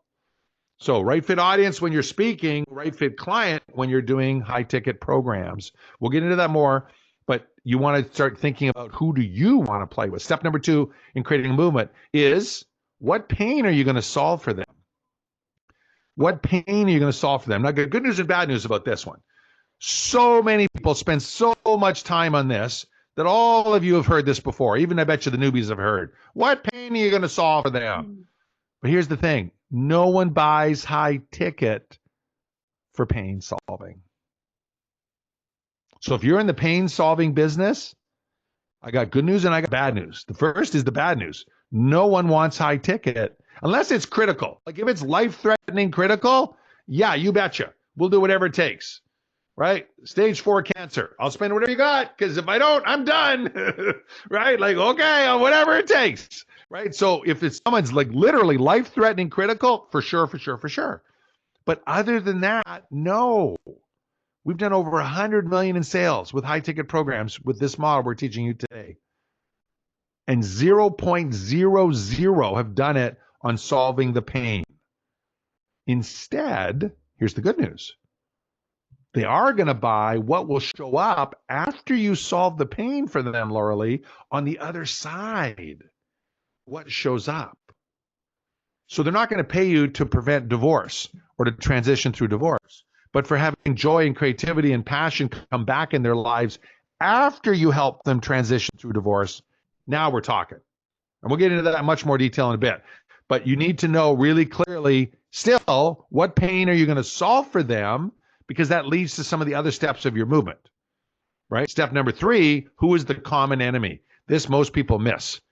So you may not even heard this term before. You haven't been to one of our workshops. Who is the common enemy of your movement? Who is the common enemy of your movement? One of our common enemies are people that sell multi-author books. Because multi-author books are a tool to part your money into their pocket. They don't create any lead flow. If you've done them, you know. I've done several best-selling multi-author books, right? I've participated in. And the only person that ever made a dime was the person who put it all together. And they don't even make a lot usually because it's so much work, herding the kitty cats, getting all of us organized, getting our submissions in on time. Christie used to be in this business. You know how low margin it was by the time you're done everything, right, Christie? Oh, completely, yes. And that's one of the reasons why I made the shift is because I was not happy that the fact that these people had these high hopes and they didn't get the results that they wanted. Yeah. So who is your common enemy? You need to know who that is because that's who your movement needs to relate to, right? Love them or hate them, and Lord knows most of us probably are in the hate category. Donald Trump has this figured out. He has this figured out. And the reason he's had so much impact twice now on a global scale is because he gets common enemy, right? I know 3 people that did business with Donald Trump before he ran for office. All 3 of them said he promoted women ahead of men in his construction companies. He hired people of color, treated them incredibly well. And yet, what did the crazy guy say when he launched his campaign going down the golden escalator? Mexicans are evil, immigrants are terrible, blah, blah, blah, blah, blah. He had the common enemy before he finished an escalator ride. And that's not how he operated behind the scenes, according to 3 people who did business with him. Now, I don't know. The guy I see now, I think he really believes that shit. I don't know, right? It seems like he's really bought into that. The immigrants are terrible stuff. But back in that day, he built his millions and maybe even billions on supporting those people. So that's even crazier. But here's the thing. Remember, we can learn from sharks. We don't have to go into business with sharks. We can learn from sharks, just not go into business with them, right? So common enemy. Got to know who your common enemy is and identify them clearly. Next, what is the inciting incident or launch of your movement? For those that haven't seen this, what's going on that picture? And don't worry about the spelling. Yeah, don't worry about it spelled correctly. Tell me who gets it first, Christy. All right, Paula. Paula Miley is the winner of Tiananmen Square. Yes, yes, Winner, Chinese food dinner. Tiananmen Square, right? That's a big public square in Beijing with these Chinese tanks. And that person is over 6 feet tall, by the way, over 6 feet tall. I've been beside American, Canadian, and British tanks, like literally standing beside them. The treads where the wheels go, the treads are 6 feet high. There is no way in imaginable that tank couldn't run over that person if they wanted to. No way imaginable. They wouldn't even slow down. They run over cars without slowing down. They can go 30 miles an hour over cars. And yet an entire movement launched. In China, a free enterprise movement. It was amazing. It was fantastic. And it's changed the face of the earth. That guy and a bunch of other crazy people that launched their movement. So there's one example of your inciting incident. Something dramatic has happened in your life. How many people know of Brendan Burchard? Wave your hand. I'm going to go to gallery mode here. How many people know of Brendan Burchard here?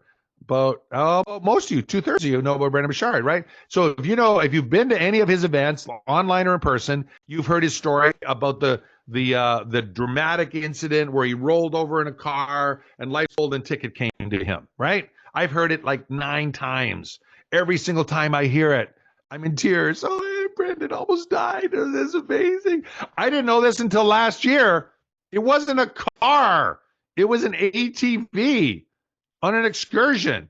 I thought it was a car. He doesn't say it was a car, but he doesn't say it was an ATV either. We were driving down the road. And so like Brendan's really good at telling the story. And so something happened to him that he crafted into his inciting incident. Crafted. So many of us have got dramatic stories in our background where we learn lessons. Maybe one of those becomes your inciting incident. The third choice is what happened to Christie. She had an inciting incident that had nothing to do with her business, at least the business she wanted to build. And she came and we brainstormed and we said, let's do it. And so we set a date.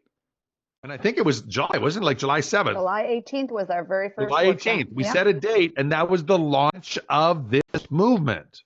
We set a date. So that's the other choice you have. You can set your date. You bet you can have multiple ones that do too. You can have multiple inciting incidents, but fundamentally with the movement, you want to wrap it around one and the others that support it, right? An inciting incident. So we decided that was it. We're launching this movement July 18th, right? And you get to do the same thing. You need to decide if you're going to build a 7-figure business, you're going to launch a movement, you need to decide this is my launch. This is when I put a line in the sand. From this point on, I'm not playing the game this way anymore. Okay, number 5, you also want to have a rallying cry. What do you stand for? What does your movement represent? Guess what our 4-hour workshop is? The answer to that. That's what it is. We're going to give you all of this, and the next one, the bullet that comes up in a moment, that's what we're giving you in the 4 hours. And some of you paid $1, some of you paid $27, and some of you paid $1, then donated 27 more. Thank you so much to Kiva. Way to go. Yep. What happened to our Kiva slides? They didn't show up. Oh, I don't Kiva know. slides didn't You show up. updated them too. Yeah, they must have been hidden, Christy. That's crazy. And now we're now over 202 loans to Kiva. We're super excited. 70 countries. Thank you for your support. Right? So this workshop is the personification of our rallying cry and our unifying beliefs. What do we stand for? Right? 7-figure business that is 15 to 20 hours a week, not 15 to 20 hours a day. Right? That's the old model of building a 6-figure business.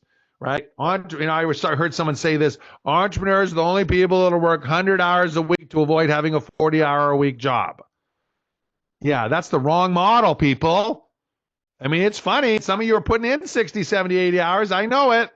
But that's the wrong model. You want to have Jack Welch's model. Jack Welch, former CEO of General Electric, said, I don't trust someone to run a $100 million division of our company if they can't do the job in 40 hours or less. I don't trust someone to run a $100 million division if they can't do the job in 40 hours or less. Talk about a different attitude, right? You need to have that same attitude, right? Can I build a 7-figure business working 15 to 20 hours a week? Yes, you can. We're going to show you precisely how to do that.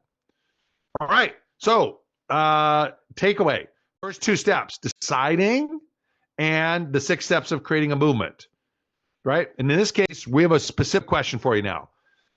If you could accomplish any goal in your business in the next 2 years, any goal in your business, specific goal, what would it be? We call it a BHAG, your big, hairy, audacious goal. We want you to post it in the chat. We want you to post it in the chat. So any specific 2-year goal, and as specific as you can, number of people, number of clients, number of sales, number of impact, not like I'm gonna feel better. That's not specific enough. That's important that you feel better, but that's not a specific goal, right? What do we got, Christy? Oh, Vanessa Chapman, getting more clients. Can you be more specific? How many clients do you want, Vanessa? Yep. Lori Osborne, 20 monthly retainer clients. That's good. That's very specific, except by what date. So add that extra component. That will be super helpful for you in achieving that goal. Well, we're doing that within 2 years. These are all within 2 years. Oh, within so 2 years. Sorry. Yeah, Okay. yeah. So Sharon Roberts, book number 1 published, book number 2 on its way. So your goal would be to have your second book published. That's great. Jennifer, inspire 500,000 people to check their inner battery as often as they check their phone battery. Not sure what that means, but you do, and that's part of clarifying your message. Vanessa, worldwide exposure.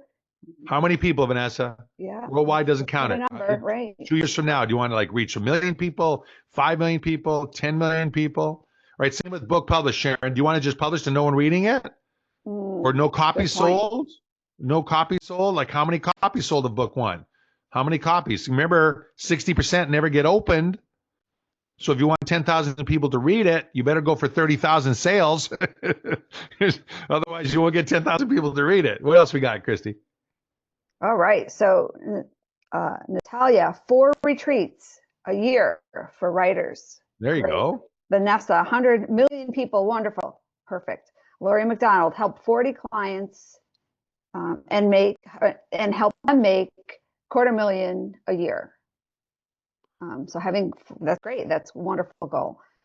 Sell 100 books, Giancarlo, and get paid $15,000 for public speaking. So each time, or is that your overall revenue for the end of 2 years? So the more specific you can be, the more the universe is going to bring that to you. Let's see. Mary Sloan, helping 50 coaches or entrepreneurs add 5 to 15 years to their lifespan. So look at Tavona's here. I want to launch the book, sell 10,000 copies and 100 clients for my 10K offer. Love that. Love it. Right? Multiple elements all linked together. Very cool. Yeah. Right? And the Sell book 500,000 books. Good job, Olga. It's going to be a stretch, but that's a good job. Like we say, big, hairy, audacious goal, right? Mhm.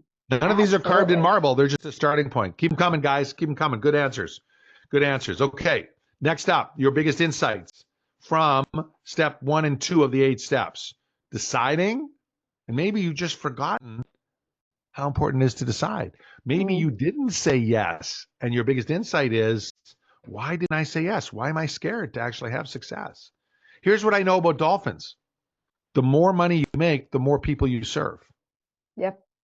The more money you make, the more people you serve. There's a quote from Kitty Sharfin. It's probably on one of the slides later today, unless we took it out. And it says that when people say money doesn't buy happiness, they haven't given enough away. Yeah.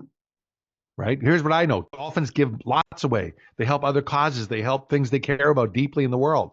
Right? That's what dolphins do. And sharks buy Lamborghinis and fancy homes and jets. Right? So which would you rather be? Hanging around with a bunch of dolphins or a bunch of sharks? Like, we want the dolphins to make money too, so they can do good in the world and give back and make a difference. Right? Have we changed the world with Kiva? No, but we got 202 loans. And I'll tell you this, those 202 women, because we only loan to women entrepreneurs in developing countries. My son and I started this 9 years ago. Those 202 women, super appreciative. Super appreciative. And by the way, of all those loans, I think last time I checked, they had $74.50 of bad loans. Yeah. The success rate of microloans with Kiva is higher than the success rate of banks in North America lending business loans. It's so cool, so inspiring to see that. So, all right, throw it in there, hashtags, throw them in, what you got, and we're going to jump. No, we're going to skip this. We're going to move on to right now to launch your Legacy and Impact program. Actually, is that what it says, Legacy and Impact? I got that slide wrong still. Legacy. No, that's right. That's right. Impact and legacy. Yeah, see there, it's wrong. Oh, there it's wrong. Okay. So let me fix that right now. We're lining this one up because we've been calling it back and forth different ones. So we're get us lined up now. Impact and legacy. Oops. Yeah. What's going on there? Look at this crazy little thing. What are you doing there? Impact. Let's fix this right now. Impact and legacy. Impact and legacy program. There we go. Slideshow back up. Launch your impact and legacy program. Okay. Step number 3, launch your impact and legacy program of the 7-step roadmap. Let's jump right into it. I have a question for you, and it's going to be a poll. And the question is this, super important. The second most important question I'm going to ask you all day. How hard is it today, before I start this section, for you to earn 1 million in additional sales? It's going to be a scale of 1 to 7. 7 being super easy. I do it all the time. I don't even have to worry about it. 1 being, tough. It's like crazy tough. It's as tough as I could possibly imagine. All right, I want you to complete this poll. I'm going to launch the poll. So throw your answers on the poll, Cheryl and Olga. Appreciate the quickness that you jumped in.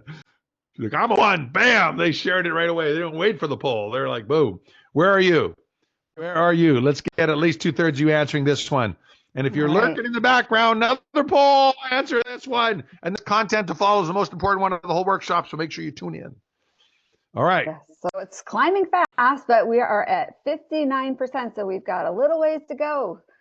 So come back, share where you're at with that. Very, very easy. Just click that little button that best represents you. We're at 62%.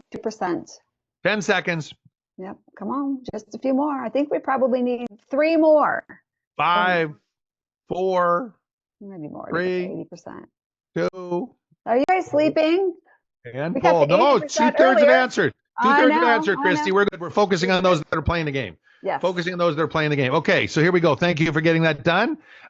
Super tough, 43%. Thank you for being honest. Super tough, 43%. Very tough, 19%. Kind of tough, 19%. So let's add those first 3 up. That's 50, 62, 72. Oh my gosh, 81%. That's a new record. That's good. That means I got my work cut out for me. 81% of you are 1, 2, or 3. Right? 4 of you are neutral. 1 rock star, kind of easy. 3 very easy, and nobody super easy yet. All right. So my job in the next half an hour, 45 minutes, is to get you significantly higher in your self-assessment. I'm going to ask you this question again, but now I'm going to teach you how. All right? Who's excited about learning how to do $1 million in their business? Oh, I don't see a lot of hands. Maybe I'll just skip this whole section. No, no, Philip's no, thinking, no, oh, no. now Come on, Philip's get those in. hands up. You want to There we hear go. this. That's the way. Yeah, this is the audience participation. This is live, people. Giancarlo's like keeping his hand. He's not moving it down just in case. He's not taking any chances. Good job. I love it. Okay. All right. So then we'll do that. Right. Let's jump in. The first key is ascension versus descension. The big lie our industry teaches you. This is what they teach you. If you've been around more than a day, you've seen this. You start with something free, then you do a tripwire, $7, $27, $97. Then you sell a course. Got to do a course. Got to do an AI-generated course. $97, $197, $497, $997, $1997, right? And then after that, you sell a coaching program of some sort. You know, $2,000, $3,000, $5,000, $8,000. And then if anyone's alive, you then offer your high end. Maybe it's one-on-one coaching. Maybe it's done for you services. Maybe it's a mastermind, $10,000, $25,000, $100,000 and up. Right? You guys familiar with that model? Wave your hand. I'm going to go gallery mode if you're familiar with that model. Olga, you familiar with that? Have you seen that before? Everybody teaches. Yeah? Good. Okay. That's what the industry teaches. When I say the industry, almost every single person in this industry teaches this to you. But it's a lie. And I'll tell you why. The data proves it. If you look on the right, you see the numbers in blue. Let's say you get 100 people in your tripwire. If you are amazing copywriter, you'll get 10% of those to upgrade to your course. Gold bar standard is 2%, by the way. You'll get 10%. You're amazing. Way to go. I'm not talking about your friends. I'm talking about strangers that come in and buy. Okay? Now, of those, 20% moving to your coaching program, and you're one of the best marketing stars out there. 20% gold bar standard. So now you'll have 2 people in your coaching program if you got 100 starting in. Here's the problem. The next step, though. What does it say? 0 to 1. Big difference, 0 versus 1. 10 grand, 25 grand, 50 grand. Big difference, 0 versus 1. The problem is, I know over 10,000 people who sell their wisdom and knowledge online, personally. And this is how many total make money every step of the ascension model. 7. Are there more? Sure, there's probably more that I haven't met. I've only met 10,000. There's probably 100,000 people that sell something online, maybe 1 million. I don't know. But I've met virtually every significant player in our industry for the last 15 years. I've shared the stages with almost every single one of the significant people in our industry. I've been in the green rooms. I've been in high-end masterminds. I've been in their high-end mastermind. Some of them have been in my high-end mastermind. And I can tell you, they don't even try to make money every step of the way with an ascension model. They subsidize it on purpose if they use this model. In fact, there's a very famous guy in this space that teaches you how to do summits. And I'm in a high-end mastermind, and he came and spoke to this high-end mastermind last year and shared for his last, challenges, not summits, challenges. Very famous guy in this space. You'd know his name if I shared it. He's like the king of challenges. And he was very, very happy because he had just done his last challenge, and he invested $250,000. He did $185,000 in sales, and he invested $250,000, and he was ecstatic, Laura Lee. It was one of his best yet. Now, don't worry about having a GoFundMe campaign for him. He'll do 3 to 4 million on his event that follows the challenge. He's okay. He's quite fine subsidizing it by 70,000. In fact, that was a record for him. He only had to put in 70,000 of his own money. So quick question, how many of you have got to spare 70 grand to put into your challenge? Look around. I don't see a lot of hands. Joanne's waving her cup. That's if she was at an auction, that would count as a bid, but no one else. So just Joanne, and she put her cup down when I said that, right, Joanne? Don't. Like, no, I'm not voting. I'm not doing that. I'm not wasting 70 grand, right? Like literally, but that's what the pros do. The pros have money and they invest it. I used to build a lot of coffee bars. The cheapest was 50 grand. The most expensive was 600,000. Normally they were $100,000 to $200,000. So guess what? You spent $100,000 to $200,000 before you served a customer. You had to. That's what it costs to build a coffee bar. So that's not unusual everywhere else but online. That's what you have to do. But online, we're told, oh, you don't have to spend money. You can make money using a tripwire approach. Lie. And you know, if you've been trying, making money every step of the way is so tough to do. So tough to do. So what do you do instead? You flip it around and you do the descension model. And I'm going to use Tesla as the example. Now, crazy, wacky Elon notwithstanding, I love Tesla. I've got my second Tesla now. I'm a huge fan. I love what they're doing to disrupt the world and the industry. But I couldn't have started with Tesla in the early days. It was a Roadster. It was 125,000 US. I live in Canada. That means 200,000 Canadian. And you couldn't fit two people and two sets of golf clubs. It was tiny, super tiny. A friend of mine's got one. You cannot have two people and two sets of golf clubs. There's hardly any room. It wasn't even designed for people who golf for a living, but not for golfing. It was designed for that special elite, and it was a second or a third car. Very unique, very high end. That was car one. And then came the S and the X. And then came the 3. And the world was changed. It was the 3 that changed the world with electric cars. And now BDY, or whatever they're called in China, is doing their car at $10,000. $10,000, fully functional electric car, and it's going to change the world of Southeast Asia. It's already doing it. I'm telling you, it's already doing it. So you can learn and see what's happened. So what's their business model look like? Well, in 2020, they passed Toyota to become the largest automaker by market value. I think at that time, Toyota was selling 1,000 times more cars. Might be 10,000 times, but it was at least 1,000 times more cars, but Tesla was worth more on the market. Crazy. And then a few months later, in December 2020, their market cap passed the 9 biggest automakers combined. And CNBC says experts disagree if it can last. Well, no kidding. They weren't selling a ton of cars yet, but they were worth more than all 9 added up. Right? And then in January 2021, they closed the 5th most valuable U.S. company in the world, passing Facebook for a little while. And then in March 2021, they said Apple and Tesla, Wall Street's now dreaming of a $3 trillion valuation. That'll never happen.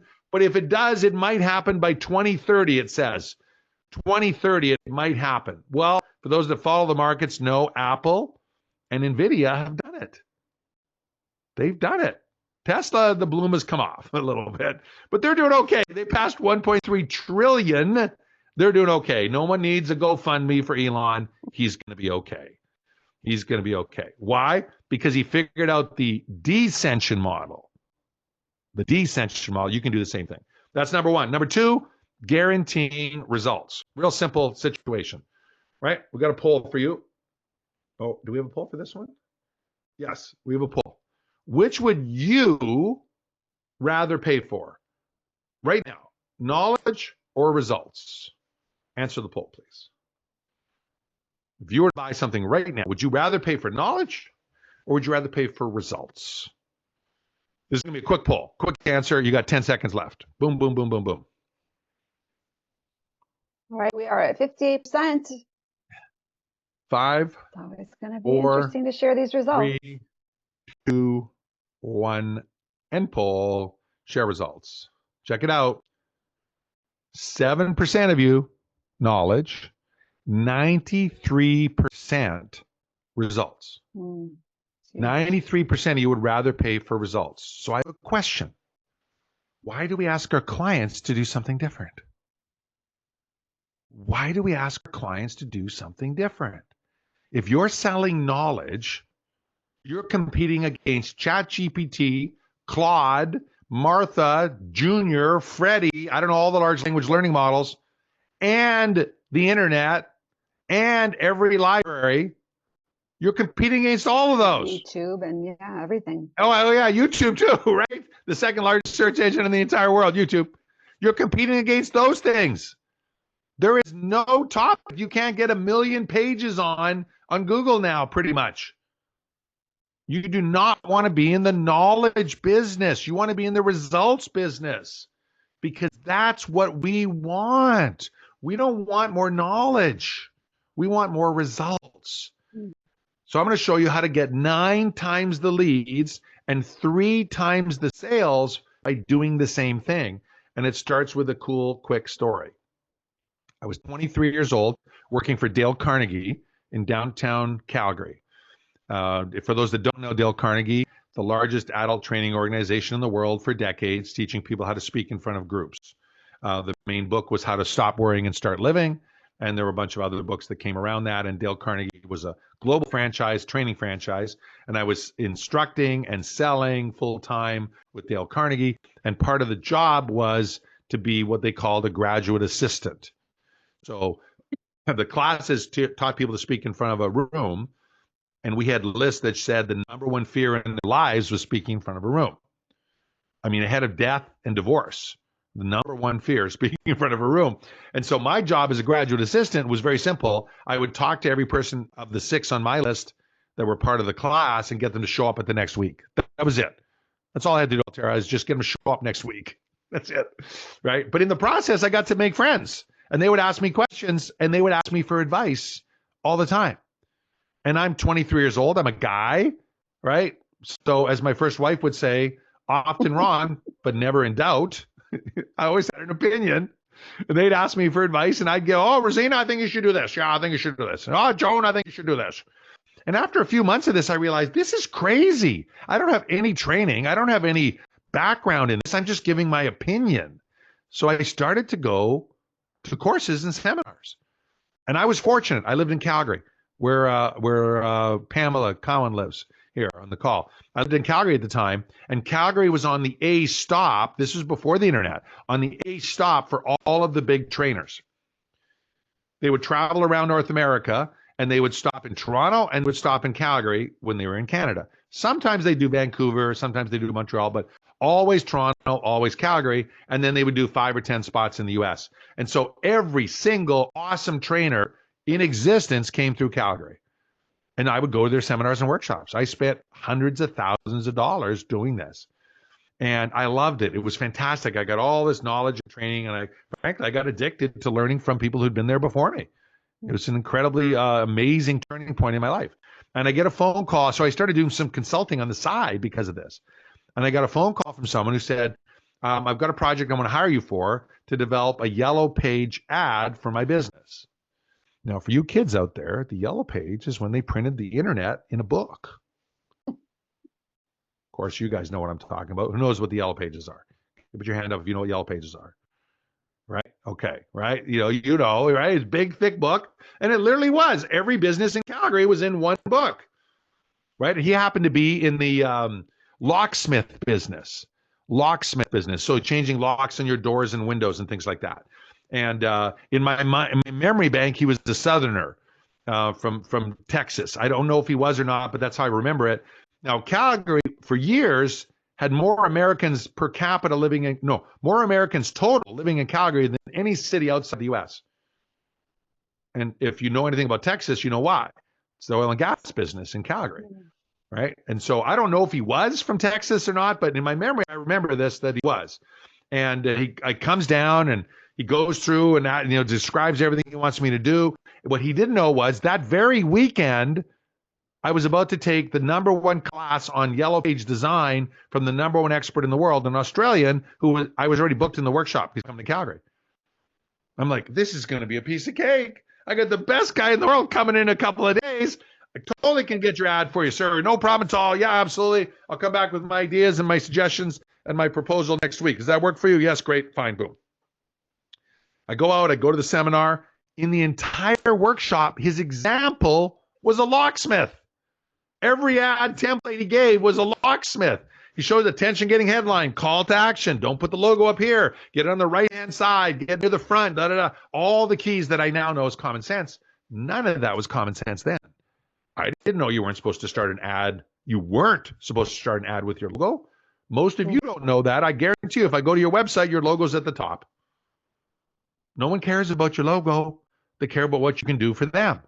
Y'all know that. And yet I bet you, if you go to your main website, most of you got your logo at the top. Okay, because some logo designer or some graphic designer or someone who designs websites but has never sold for a living told you to do that. Or you saw someone else do it, so you put it there too. No one cares about your logo. All of you are here in this workshop, and there was no logo easily identifiable on that first half, above the fold, they call that. So anyway, back then I was learning this, and I got all these ideas, and I had all these templates. I'm like, this is a piece of cake. So it's Sunday night, I'm putting together my proposal, and I had an electric typewriter back then, fancy one, where you could type electrically, but you still had to use that white tape to erase letters. Anybody remember that white tape? Any old timers here? Giancarlo, Nori, Rosina, right? You put the little white tape in and you type and get rid of the letter. And then you'd fix it and go from there.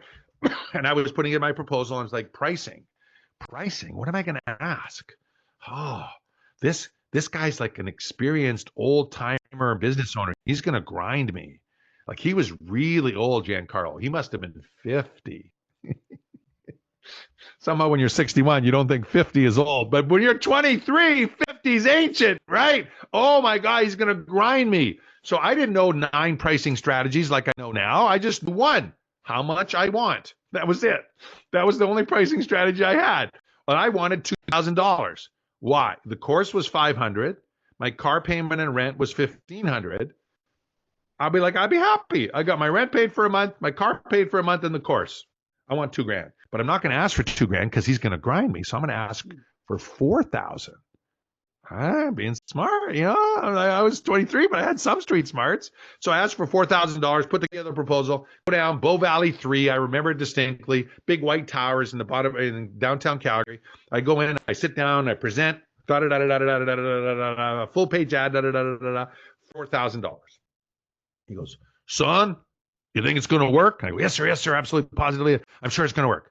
And I was, because I just had training from the best person on the planet. Tell you what, son, I'll pay you double if it does and nothing if it don't. This was double my double. This was $8,000. I already had the ad designed. I was like, you're on, sir. I shook his hand. I went away to work on the ad. I already had it done, right? I come back with the ad. We submit it to Yellow Pages. The deadline was the end of that month. 30 days later, the book comes out. 2 weeks later, I get a phone call. Matzen, get your ass down here. And it's him, and he's pissed. I'm like, it's 2 weeks. 2 weeks. How can he be pissed? It's 2 weeks. So I clear my schedule. I drive downtown, Bow Valley 3. I park underground, and I'm scared. I'm like freaking out. I've never had a client treat me like that, ever. I mean, I'd only been consulting for like a few months, so it's not like I had a lot of history, but I was like freaking out. And I had got to know the receptionist in that office really well. I walk in, and she took a look at me, and she shakes her head. Have a seat, he'll be with you right away. And now I'm flipping out. I mean, I was nervous before. Now I'm freaking out. I'm like, how can this possibly be? It's only 2 weeks. I don't understand. And so I go in, I sit down, he calls me inside, and he sits down and he says, I got some for you. And he hands me a check for $8,000. He was just playing me. He was ecstatic. They'd already made enough money to pay for the $8,000 in new business in 2 weeks. And I learned an amazingly valuable lesson that day. And I hope you learn it too. I use J.R. Ewing as my picture because in my mind's eye, he was a Texan. I know J.R.'s from Dallas, and I thought this guy's from Houston. So you Texans on the call, don't shoot me. Tell you what, son, pay you double if it does and nothing if it don't. It changed my life forever. I literally have never made less than $10,000 a month because now I link payments to results. Now, there are 6 steps for you to do that. 6 steps. We're going to quickly go through each of those so that you can do that. Number 1 is identify the biggest risks you face. We're going to break each of these down. Create the biggest, boldest possible guarantee you can. Figure out how to deliver on that guarantee. And your plan. Link your payments to your client's results and test and measure. So let's break this down. First, you got to identify the biggest risks your prospects face when working with you. In addition to money and time, because that we all have. What other risks do they have by engaging you? What's the penalty to your client or prospect of staying where they are? Sometimes that's the biggest risk. What's the difference it should, could, or will make, tangibly or intangibly in their life? And what's the corporate risk or family risk if this fails to achieve the goals? By the way, we're going to cover a lot of this quickly. Reminder, you stay to the end, you get the whole replay, right? So don't worry about that. Just stick the big picture here, right? What are all the big risks? What are all the big risks? Number one. Number two, what's the biggest, boldest possible guarantee you can come up with? What in dollars and cents is the best reported testimonial or case study, measurable, quantifiable feedback you've gotten from a satisfied client, from a buyer? If you've been doing this for a while, what's your best example? Then make a list of all the things you'd be willing to do to compensate someone if you dropped the ball, if you blew it. What would you be willing to do if you blew it? What's your competitor's most powerful and superior guarantee? And then create the boldest possible guarantee you can. My best example of this was a realtor. I was teaching this strategy about 10 years ago in a suburb of Vancouver, and we were doing it live 2 days in my boardroom. And the end of day one, we gotten this far. That was it, right to here. And so the rest of the stuff was going to be continued in the morning on Sunday morning. And she left. I didn't know this at the time. She left and she had a listing presentation for a client. And she was a fairly new realtor. She'd only been in this a few months. She was a real estate secretary for 12 years, though, and saw, in her words, not mine, all these young punks lying to customers to get business about their value of their home. They would lie. Oh, I get you this much, Nori. And then they would not sell it, and then they would lower it, and they would not sell it, then they would lower it and sell it because now they were down to fair value. She's like, why do they lie to customers? It doesn't make any sense. I can do this better. So she decided she was never going to lie to customers, and she was going to reinvent real estate sales. Came to my workshop, driving to this listing, going, biggest, boldest possible guarantee, biggest, boldest possible guarantee. Well, her goal was to double end the deal, right? How many people know what that is? Double end a deal. Wave your hand if you know what that means. A couple of you do. So in real estate, double ending a deal is you sell their home and you help them buy the next home, right? You double end the deal. So she thought, well, I'm gonna present a risk reversal on that. And so she said to the person, she tells us the next morning. I didn't know this. She tells the next morning, okay, here's what I want to do for you. I'm going to sell your home for 95% or more. And I'm going to sell it within 30 days or less and help you buy your new home. And if I don't sell your existing home, I'll pay the mortgage on it until it sells. Now, when I heard that, that was outside my comfort zone. I'm like, are you kidding? That's like crazy talk. What are you doing? She goes, it's not crazy for me. I go, why do you say that? She goes, well, first off, I don't take a listing that's not fairly priced. I do my homework. I know what it's worth. I know what it'll sell for. And every single home I've sold so far is sold for 100% or more. I said, oh, okay. That's pretty good. I said, but 30 days or less? Like, come on. I know this is Vancouver, but really? She goes, my average sale has been 21 days. I don't list it until I'm ready. Unlike these kids, these young guys who list it before they're ready, they don't even have the photos, they don't have all the information. I do my homework, I prepare everything, and I list it when I'm ready to sell it. And so I sell it fast. 21 days is my average. So to her, it wasn't a big risk, but it sounded amazing. She made $65,000 on that transaction, two sides. And she became the number one female agent in Royal LePage, Canada, her first year selling. I still to this day don't know why realtors break up women agents and men agents in their reporting, but they do. I don't know why they do. To me, I don't understand, but they do. So she's number one in all of Canada for one of the largest real estate companies her first year with the guarantee like this. You can do the same thing. You can absolutely do this. Biggest, boldest possible guarantee. Now, the bad news, you got to figure out how to deliver. There is work. You got to figure out how to deliver, right? Build in all the key elements to ensure success. And if you're coaching someone, here's the key. Because everyone says, oh, I'm a coach, I can't guarantee results. BS. I've been a coach for 38 years. You can, but you have to do this. You have to build in skills, accountability, and mentorship. You have to build in skills, accountability, and mentorship. Knowing what to do is not enough. If knowing what to do was enough, we'd all be rich, skinny, and in love. Let's face it. We all know how to be skinny, eat less of the bad stuff, eat more of the good stuff, and exercise more. Thus endeth lesson, right, fitness people? Like, that's it. That's the secret. We know the answer to that. right? And yet we're not. Why? Because we need skills, accountability, and mentorship. So if you're a coach, you've got to build that in. And you can't do that in low ticket. You can't do that in courses. You can only do that in programs. You also want to build in done with you and done for you. Most of you have heard of that. I bet you most of you haven't heard of the last one there, run for you. It's an even higher level than done for you. It's called run for you, right? Those three things should be built in if you want to ensure success. Next, anurag your plan. Okay, so this is really, really cool insight. And if you haven't heard this before, it's going to blow your mind. About half of you will get it right away, and about half will need the replay. Probably have to listen a few times to get this. Anurag Gupta, the smartest business coach I know. Let me tell you a bit of his backstory. He helps companies go from, He helps companies go from 10 million a year to $1 billion a year, and has 100% success rate. Well, actually, not quite. You see, if you don't listen to him, he fires you. So not 100% of the people that start with him get there. But if you listen to him, 100% get there. And his first success story, I bet you the women on this call know it. It's called Lululemon. Wave your hand if you know what Lululemon's all about. Look around. Look at all the hands. Women's yoga clothing chain.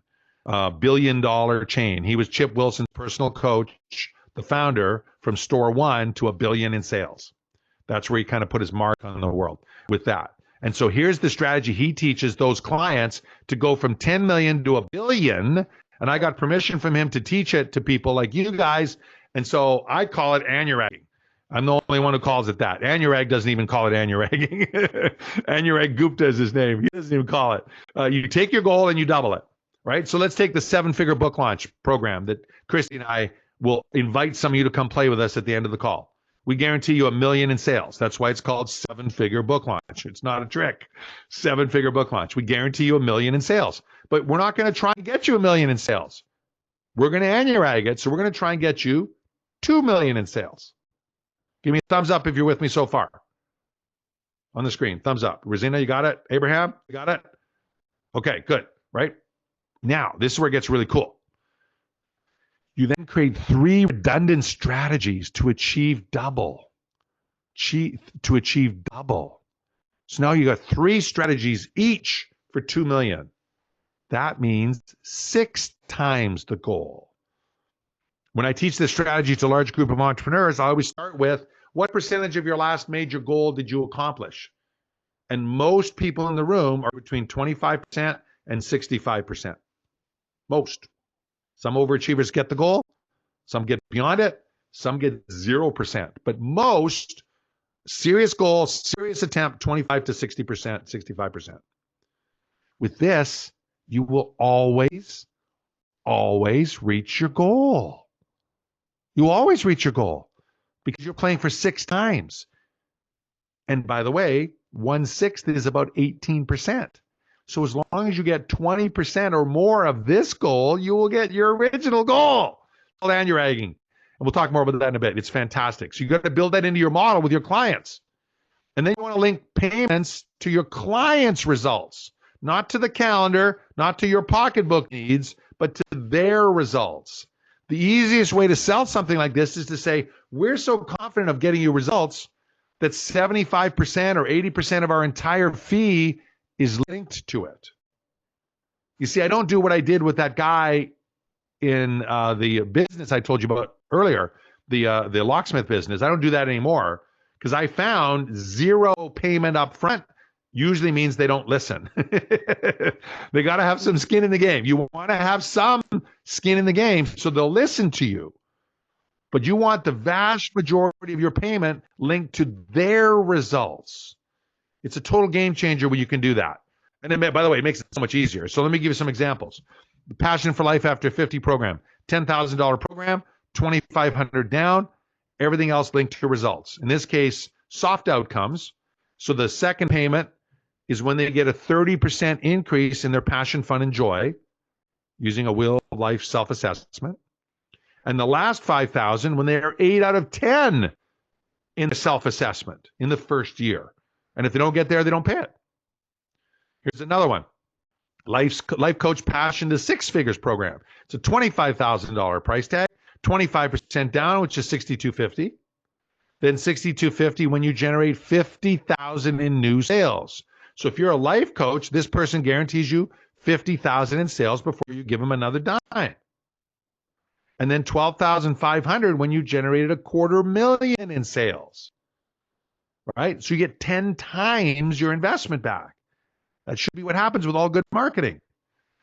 And then here's an example of a higher end program, $1 Million Impact Maker program, $100,000, 12.5% down, 12.5% when your new business strategy is approved, 25,000 more when you generate $250,000 in sales, and the last 50,000 when you generate $1 million in sales.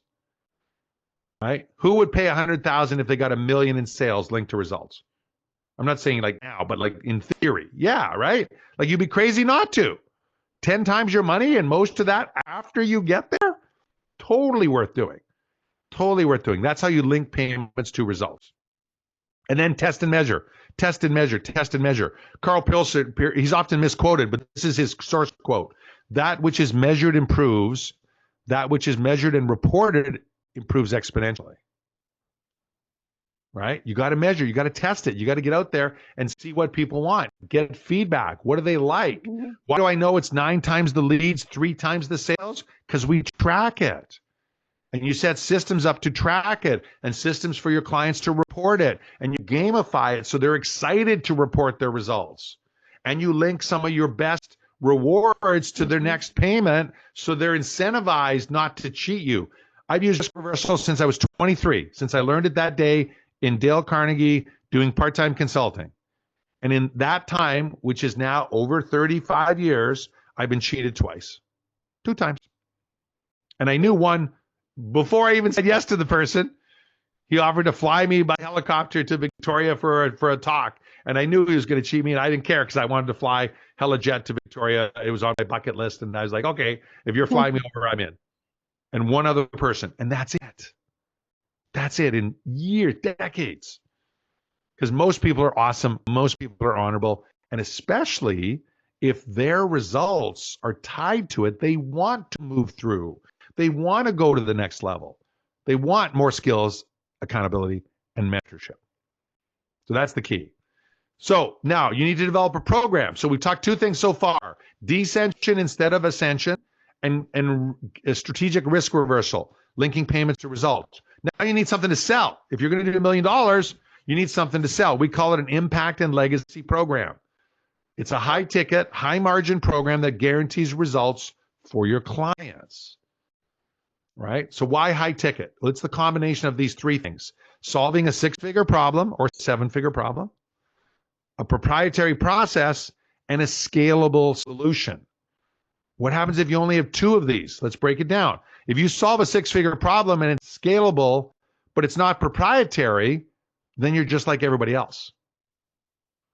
If it solves a 6-figure problem and it's proprietary, but it's not scalable, you're working for every single dollar, every single time, starting over again and over again. I did this for years. I was doing the coffee bar stuff and the coffee book. That's what I was doing. I didn't understand scalable solutions. I didn't even know what scalable meant. Most people in our industry use scalable to mean grow. That's not what scalable means. Scalable means you get a new client, no more work for you. Not no more work for someone, but no more work for you, right? Scalable, right? And then the last one, if it's proprietary and scalable, but it doesn't solve a 6 or 7-figure problem, guess what? They're not going to pay you real money. They're not going to pay you real money. And you'll have a tough time doing 7 figures. So you need to solve big problems. And there's only 5 reasons. We've now done over $100 million in sales between me and my clients using this framework.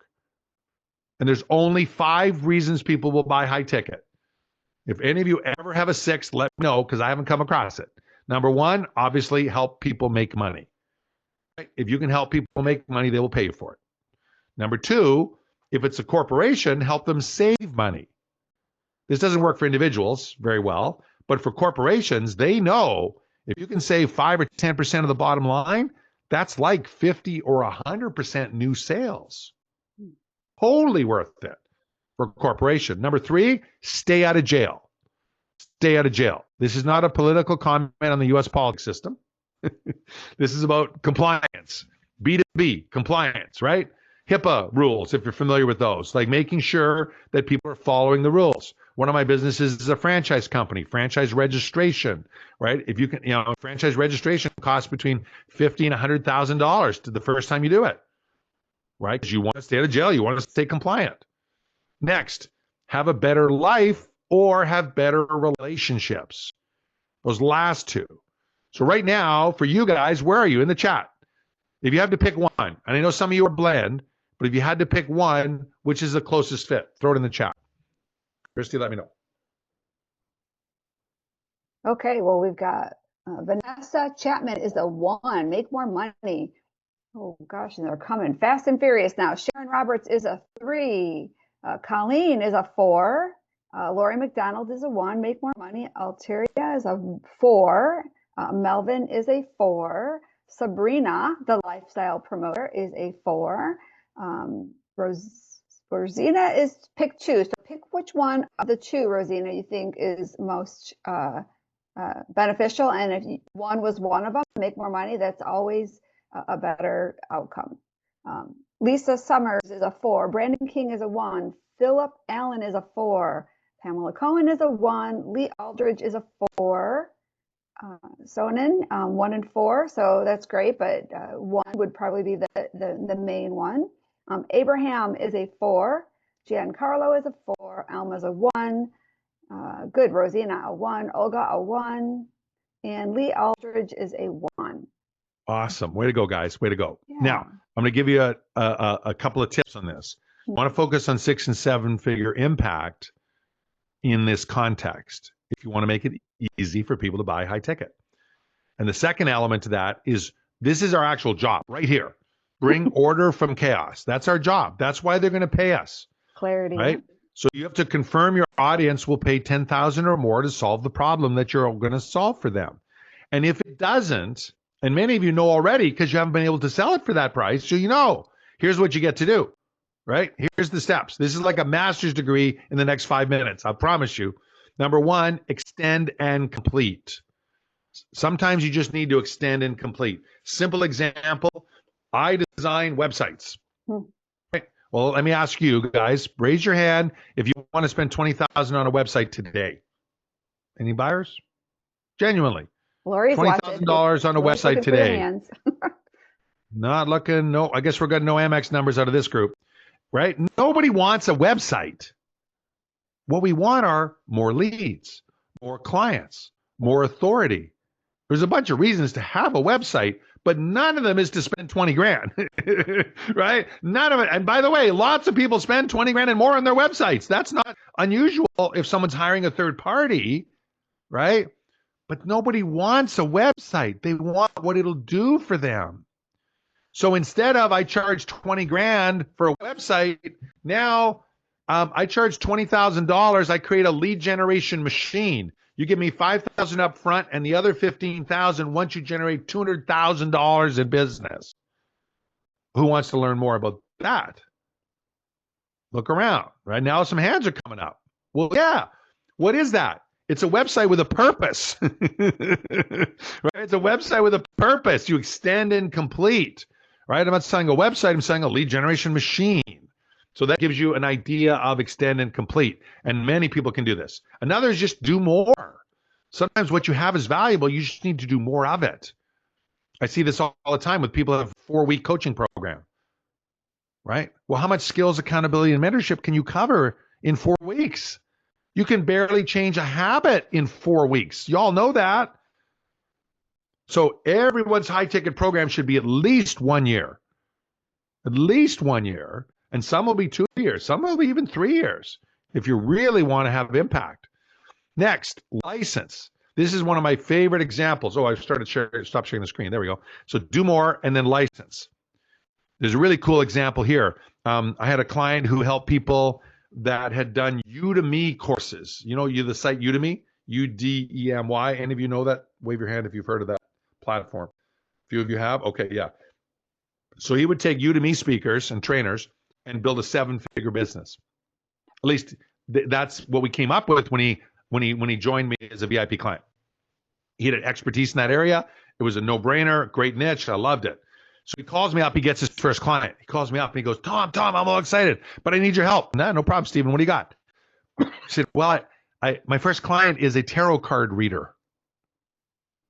And I'm like, okay, so let's go to our formula. Extend and complete. Not a lot you can do there, right? Do more. Well, I thought about selling bundles of 12 tarot card readings, one a year for 12 months. I said, good. That's medium ticket. That's not high ticket. He goes, yeah, that's why I'm stuck. That's why I'm calling you up. Okay, license.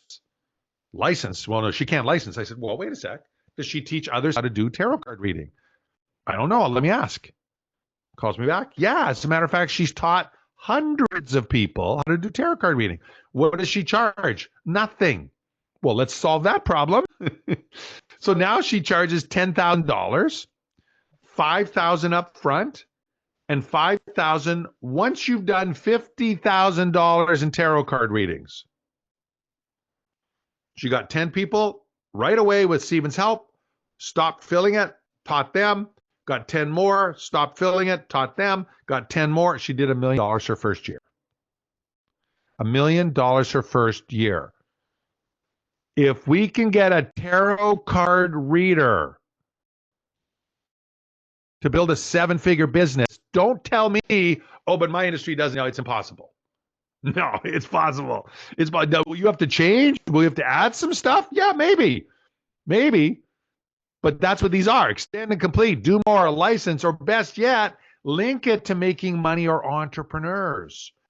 For you that were number 4 or number 5, wave your hands. That you were answered number 4 or 5. Wave your hands. I want to see how many of these got. I'm going to go through a couple screens. About a third of you. Wow. Okay, great. So this is going to change your life. Your high ticket program is whatever that 4 or 5 is for entrepreneurs. And your normal program is whatever you want to charge for everybody else. But for entrepreneurs, helping them have a better life, they're more creative, they're more productive, they're going to grow their business. Help them lose weight and grow their business. Now you've got a 6-figure offer. Help them lose weight, you've got an hourly coaching program at best, right? So when you combine those, you have leverage. It's incredible the amount of leverage you can have. And we've seen it over and over and over again. And you end up with having 5 stages, and you have a finish line and a prize for each of the stages.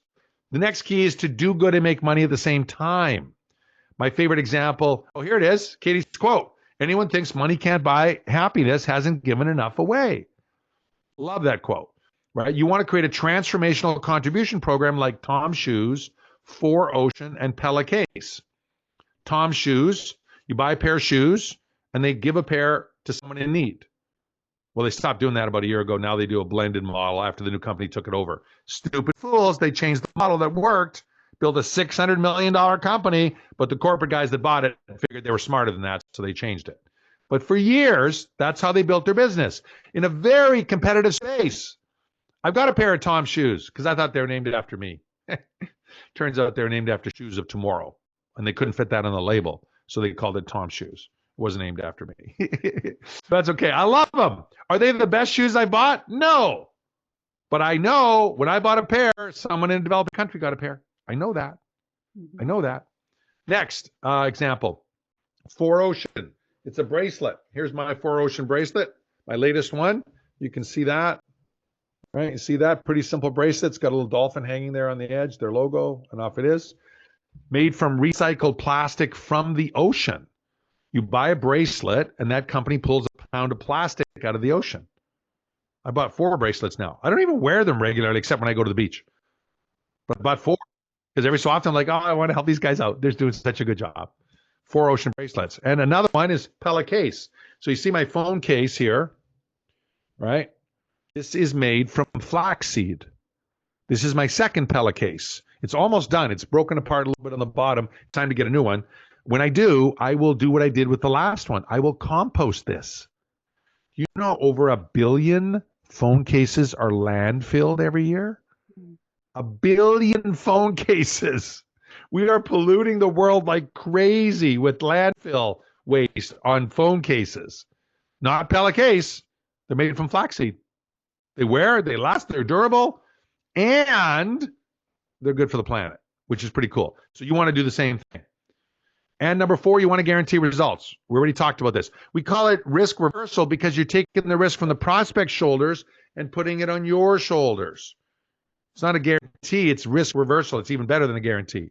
You know the formula now, biggest, boldest guarantee, figure out how to accomplish it, link your payments to results.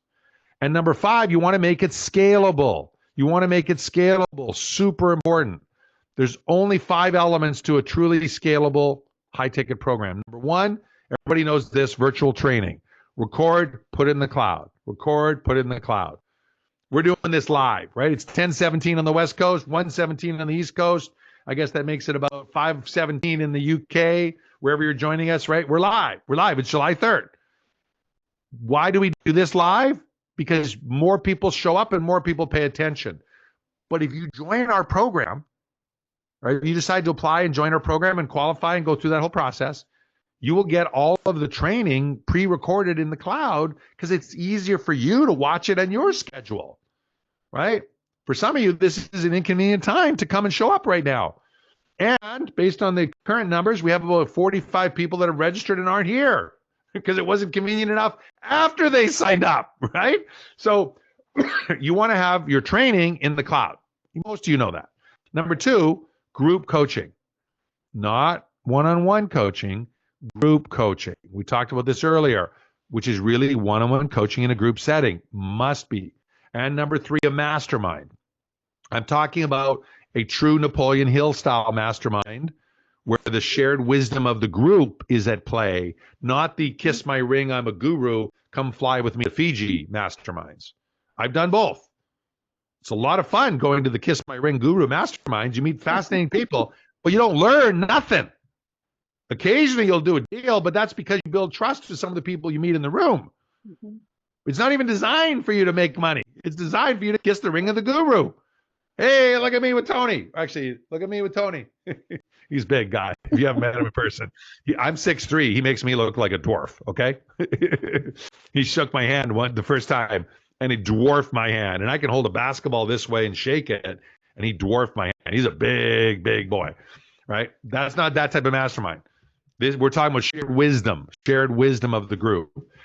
All of you should have these 3. Virtual training, group coaching, and mastermind. Some of you will have the next 2. Some of you won't. Scalable, done-for-you services. Scalable, done-for-you services. Right? We can talk more about this in the Q&A at the end, but these are things that you create once and then you replicate multiple times. Create once and replicate multiple times. Okay? And live events or workshops. Live events or workshops. Live in person, we're talking about live in person, right? So one of our very first VIP clients several years ago in the book world was these guys here, Unleash Your Humble Alpha. I will talk more about these guys later, Stephen and Lane. And they did part of their training was walking into a room. It's really cool, actually. Walking into a room and owning it. Right? You guys know what I'm talking about. How many of you know someone who's like that? They literally walk into a room and they own it. Any of you? 1, 2, 3, 4, 5, 6, 7, 8, 9, 10, 11. And one who's pointing at herself. Love it. That's great. I'm not like that. You get me going, you get me sharing, yeah, I can own the room. But just walk in the room and own it, I can't. On the Marketers Cruise where Christie and I met, there's a guy who does that. His name is Kai Redmond. Mm-hmm. Sure, Kai, if you've ever met him. And he does that. He walk in a room and he owns it. He just owns it. And I love it. It's fantastic. Well, guess what? These guys teach that. They teach how to walk in a room and own it. The book is called Unleash Your Humble Alpha. Humble Alpha, you can walk in a room and own it. So for them, they had to include a live portion because teaching that can't be done over Zoom. So they also do a retreat in Machu Picchu. And so if you buy a book from them, you get an envelope, and in the envelope, it includes this postcard. You see that?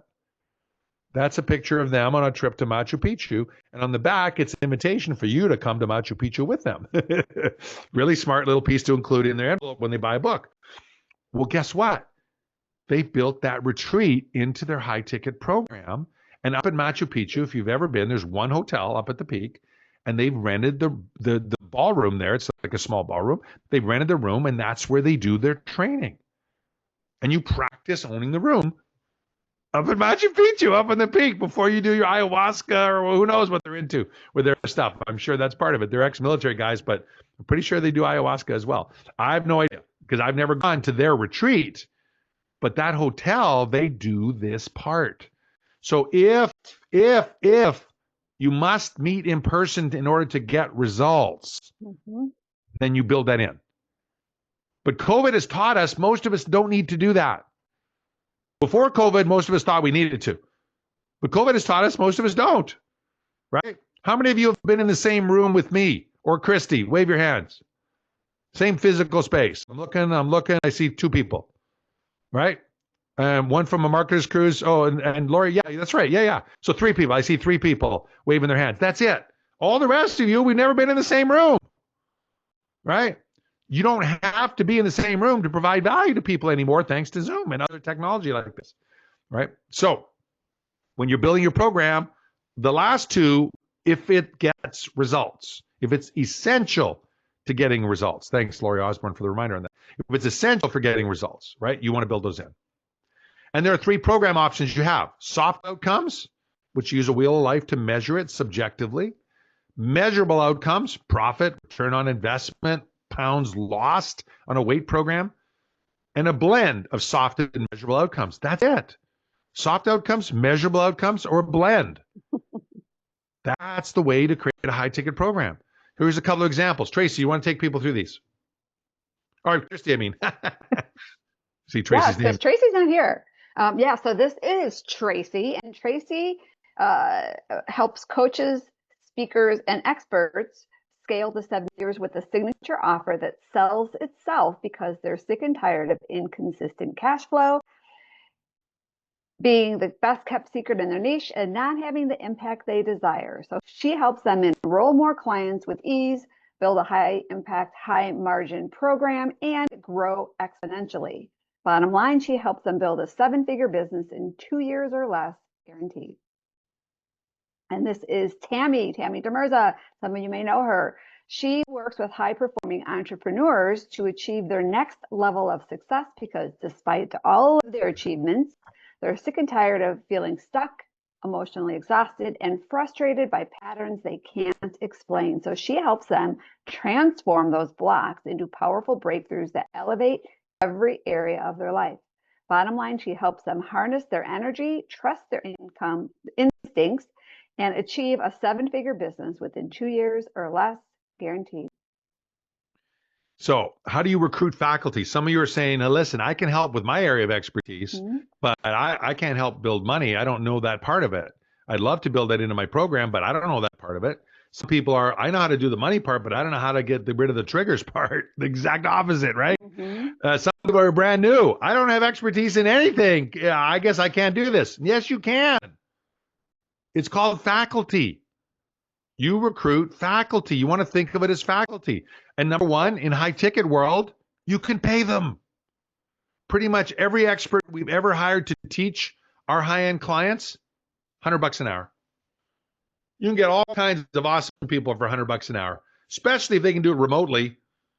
But oftentimes, there are other reasons you can get them involved that aren't cash, right? You can share revenues with them. You can appreciate them, you can enhance them, and you can refer them.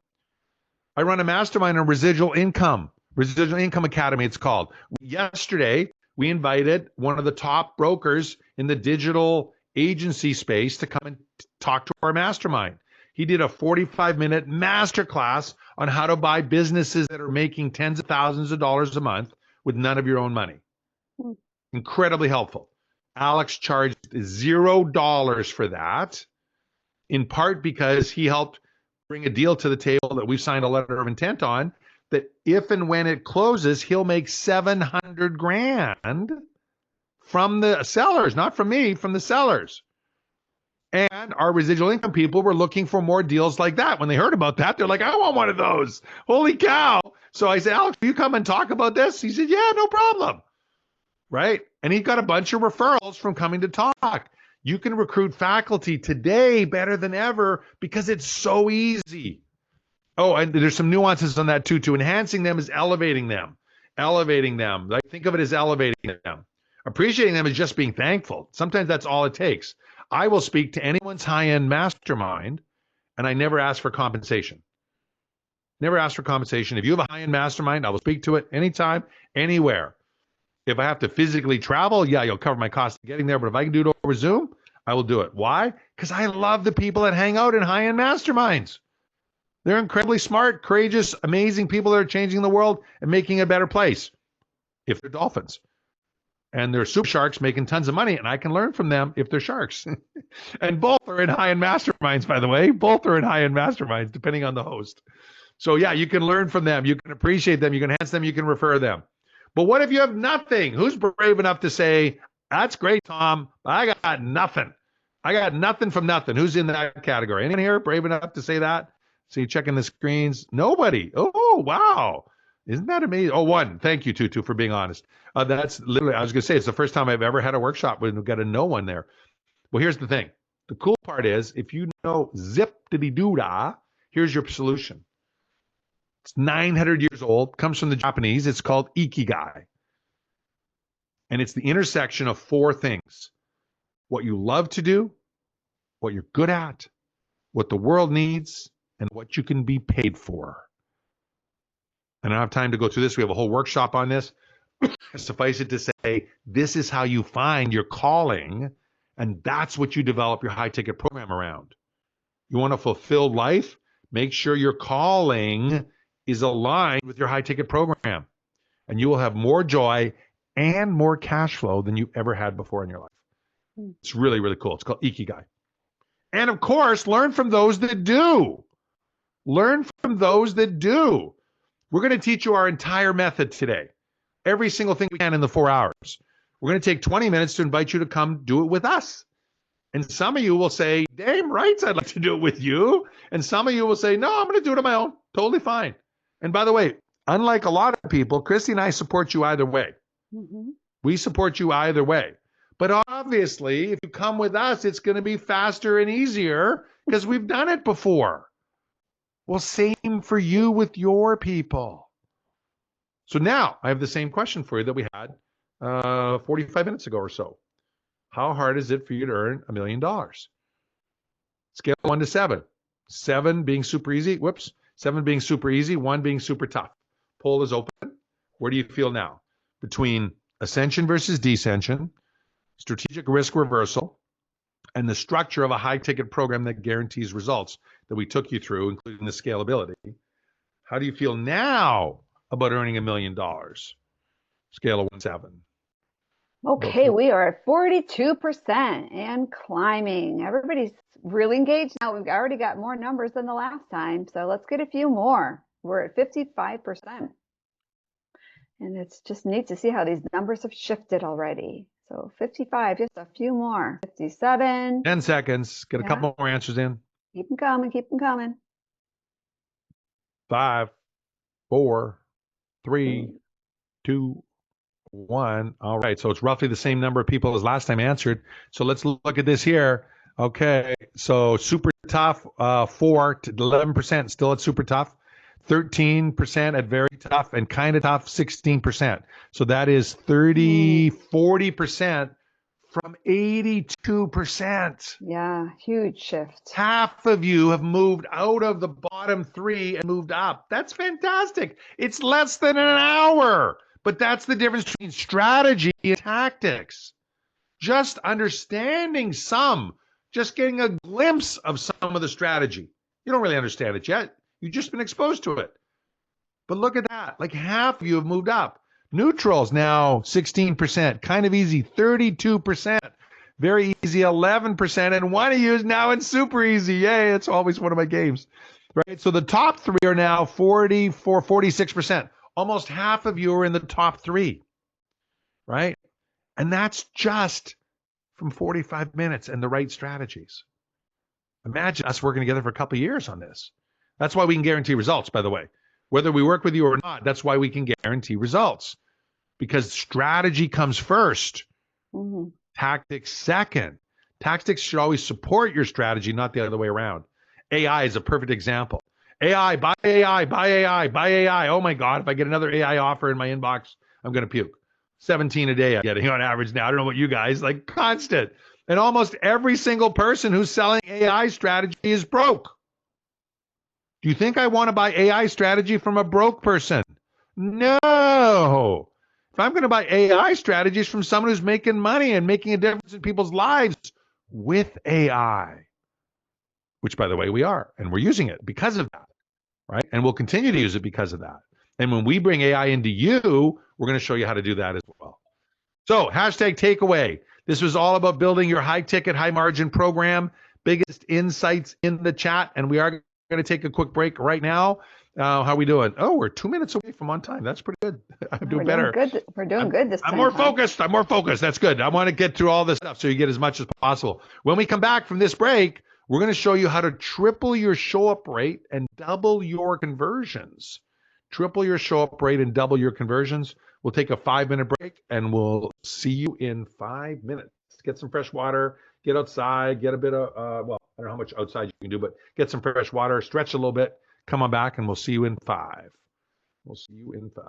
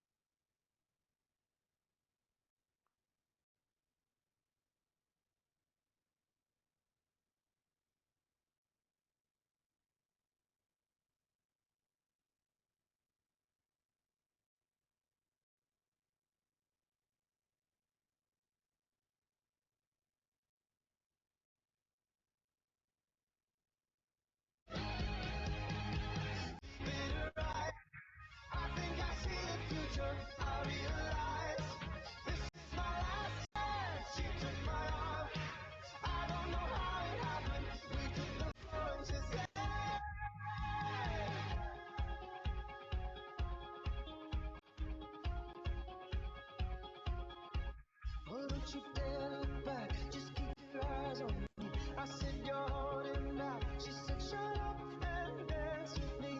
This woman is my destiny. She said ooh, ooh, shut up and dance. Don't you dare look back, just keep your eyes on me. I said you're holding back. She said shut up and dance with me.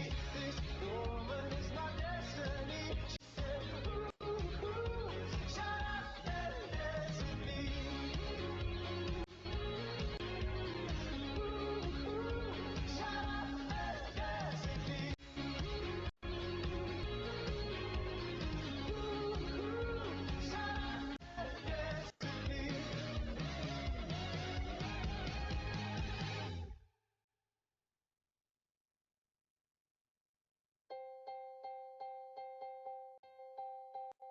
Standing in a crowded room and I can't see your face. Put your arms around me, tell me everything's okay. In my mind, I'm running around a cold and empty space. Just put your arms around me, tell me everything's okay. Break my bones, but you won't see me fall. Oh, the rising tide will rise against them all. Oh, darling, hold my hand. Oh, won't you hold my hand? 'Cause I don't wanna walk on my own anymore. Won't you understand? 'Cause I don't wanna walk alone. I'm ready for this. There's no denying. I'm ready for this. You stop me falling. I'm ready for this. I need you holding. I'm ready for this.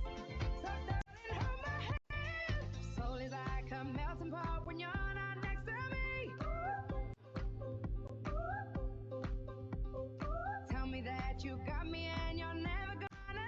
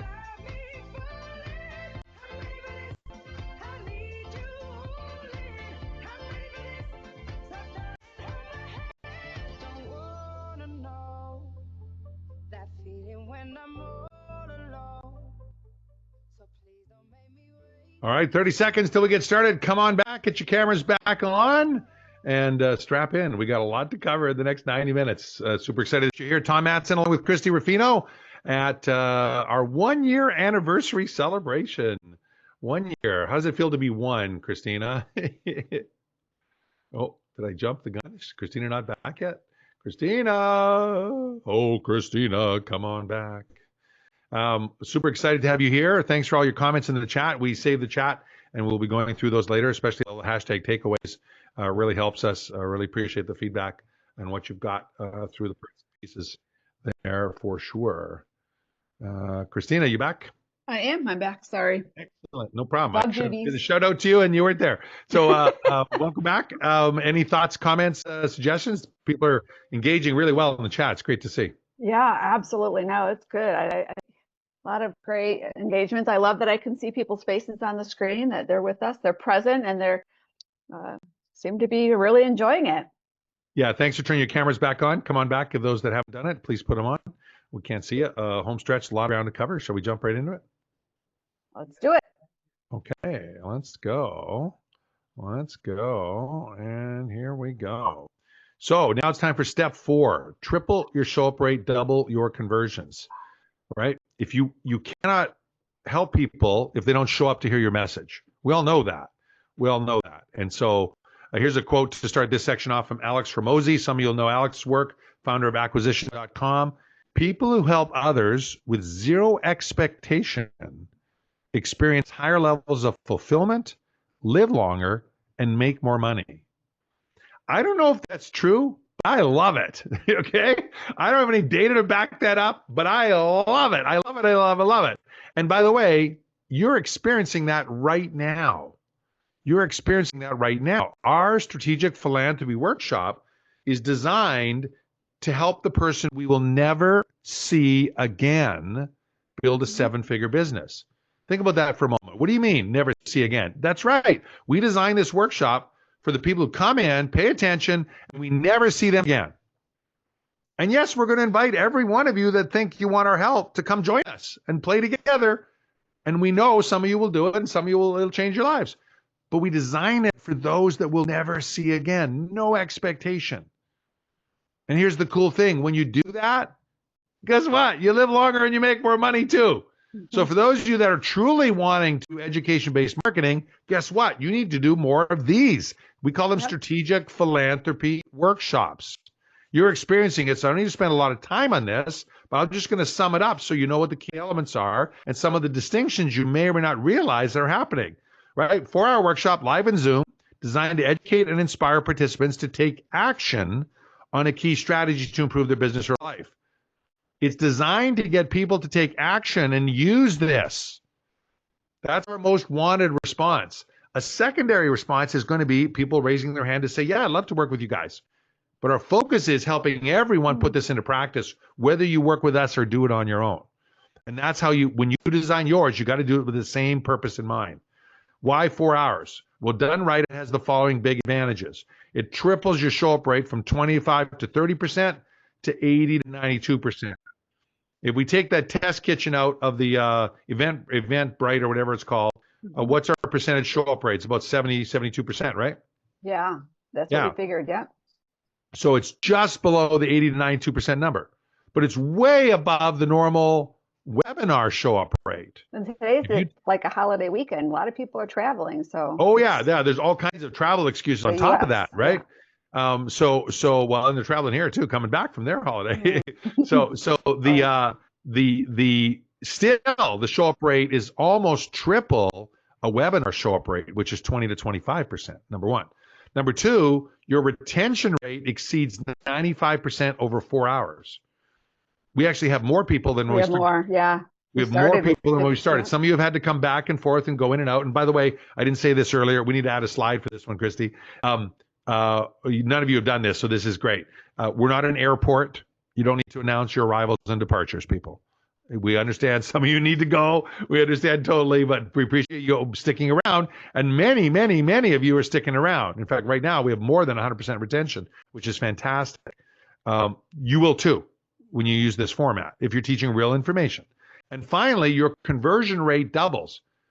what we call the application to high ticket rate doubles over a normal approach. So it has lots of advantages, right? Your most wanted response as a marketer is quality candidates raising their hand to apply for your offer with a mindset of, if you'll have me, I'm in. If you'll have me, I'm in.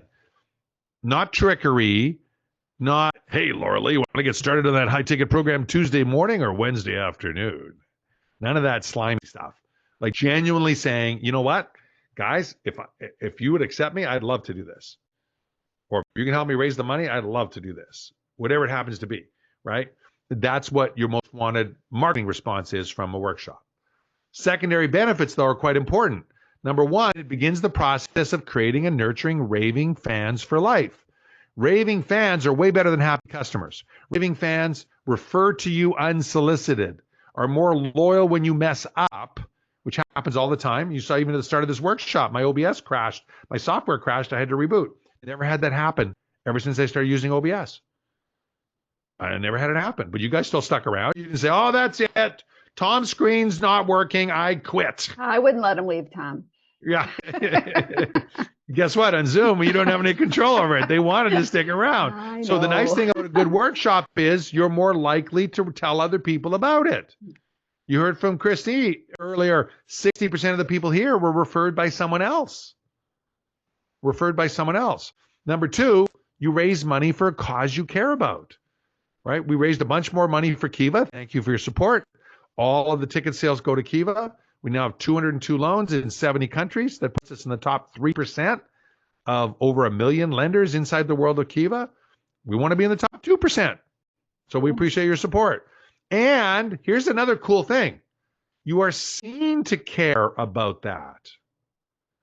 So this is something that is very cool. And I want all of you to get this. They're doing good, and they're seen to be doing good. Both are important. Both are important because doing good is a good initiative. It's good for the world. It's good for karma, dharma, whatever you want to call it. It's good, right? Makes the world a better place. But seen to be doing good attracts dolphins, not sharks. We don't want any sharks in our program, our high-end program. None. Zip. No sharks allowed. So what we want to do is attract more dolphins to our workshop so the people that apply are dolphins, because we don't want to kick people out, say, no, you're qualified, but you're a shark. Like, that's not a fun thing, especially with a shark. They don't take that very nicely, right? So, but we want dolphins. So when you're seen to be doing good, it also attracts that type of mindset. So those are the secondary benefits, but they're all really cool secondary benefits. 4 key distinctions doing it right. Charge money for a cause, increases show-up rate. And by the way, many of you came for $1 and the show-up rate was still high. So it's not the amount so much, it's the fact that there's a dollar amount tied to a cause. Yeah. When we did this without the cause part, it didn't change the show-up rate one bit. And many of you are thinking, but that wasn't a big reason why I was here. No, it's not. It's not a big reason. You're here to learn how to build a 7-figure business leveraging a book. That's why you came. But part of the reason you showed up was that, even if it's subconscious or data backs it up. Number 2, this is really important for you veteran people out there that have done this a bunch. The promise of your workshop is the same as the promise of your offer. Most people are not taught this way. I wasn't taught this way. I learned from Jeff Walker, Lisa Sasevich, Perry Belcher, Jay Abraham, Rich Sheffrin. All of those people taught you invite them to your event with one promise. Your offer is the next step. How many people were taught that model? I can't be the only one. Yeah, Sharon's got her hand up. Who else? Anybody else taught that? It's great. Oh, there's Lee, Jennifer, right? Pamela, right? I call them old timers because that's what you were taught. You were taught that, right? Well, guess what? In the strategic philanthropy workshop, the promise is the same. What does that mean? Well, what's our offer going to be? In an hour or so, we'll talk about our offer for 20 minutes. What's it going to be? Build a 7-figure business leveraging your book. Right? That's the promise of the workshop. That's the content we're teaching. That's going to be the offer. The only difference is guaranteed and how we guarantee it. That's it. Nobody will be surprised. Nobody will be shocked. Even if you're not interested, you should watch that part of the call so you can see how we present it, so you can do similar things for you. But it's not going to be a shock to anyone. It's not going to be a shock to anyone. That's an advanced play. It's so much easier, by the way, than having a second next level. So much easier. It's one set of copy, one set of pain points, one set of benefits, rather than two distinctly different sets. Number 3 distinction, you teach your entire process best you can. Increases your paid conversion rate. This is really cool. I have been doing master classes, 3-hour-long master classes for 9 years before I switched to this, before I created this. And the same thing was happening. Same thing was happening. We would teach our entire method best we could. Guess what? In 4 hours, I can teach more. I love it. And what we found is went from 6% to 14 to 40%. 6 to 14 to 40 with that change. Huge difference. Why? Because the more you understand our model and all of the elements, the more the right people are going to go, oh my God, I'd be crazy to do this on my own. Especially when they guarantee it. Oh my God, I'd be crazy to. And so for some of you, it'd be like, it's a no-brainer. Of course I want to have a conversation with Christie. And by the way, we don't say, here's money, let's go. No, we have a conversation to see if it's a good fit. Because here's the thing. When you link your payments to your client's results, you don't say yes based on money. You say yes based on a conversation. You want to make sure you can help them. And if any of you decide to apply for a strategy session, is what we call that, with Christie, she will be 100% focused on that. See if it's a good fit. See if it's a good fit. You need to do the same thing. But here's the cool part. The more you teach her your process, the more people will want to learn about help you help. And number 4, our good friend Jennifer Deepstratton, who teaches high ticket, many similar ways to us. Because you're teaching more and deeper, you can sell high ticket first purchase instead of being forced to use the ascension model. You're profitable out of the gate. You make money the first time you sell someone. You fill your founder circle, your first 3 to 5 people, you're making a good 6-figure cash income, or almost 6 figures, depending on your pricing model. Like right away. It's a total game changer for those of you that have been beating your head against the wall for years, not making any real money. You absolutely love this approach. You'll never go back. I promise you. You do this once, whether with our help or on your own, you'll never go back. 10 steps to the workshop. Big myth to shatter. How does it apply to me? Here's what we're going to cover. I'm amazed how many people don't do this. Number 3. It's a training 101. Here's what we're going to do. Teach it. Here's what we told you. Right? Normal, good training strategy. Why pay attention? Single most important thing. Challenges and myths to shatter. All that is the first hour, roughly. And then your content. You're in the right place. Then your content. About 2.5 hours. So the first part, the first 7 are all the first hour. And then your content. And then 2 options. You can do it with us. You can do it on your own. And you present your offer. Those are the 10 steps.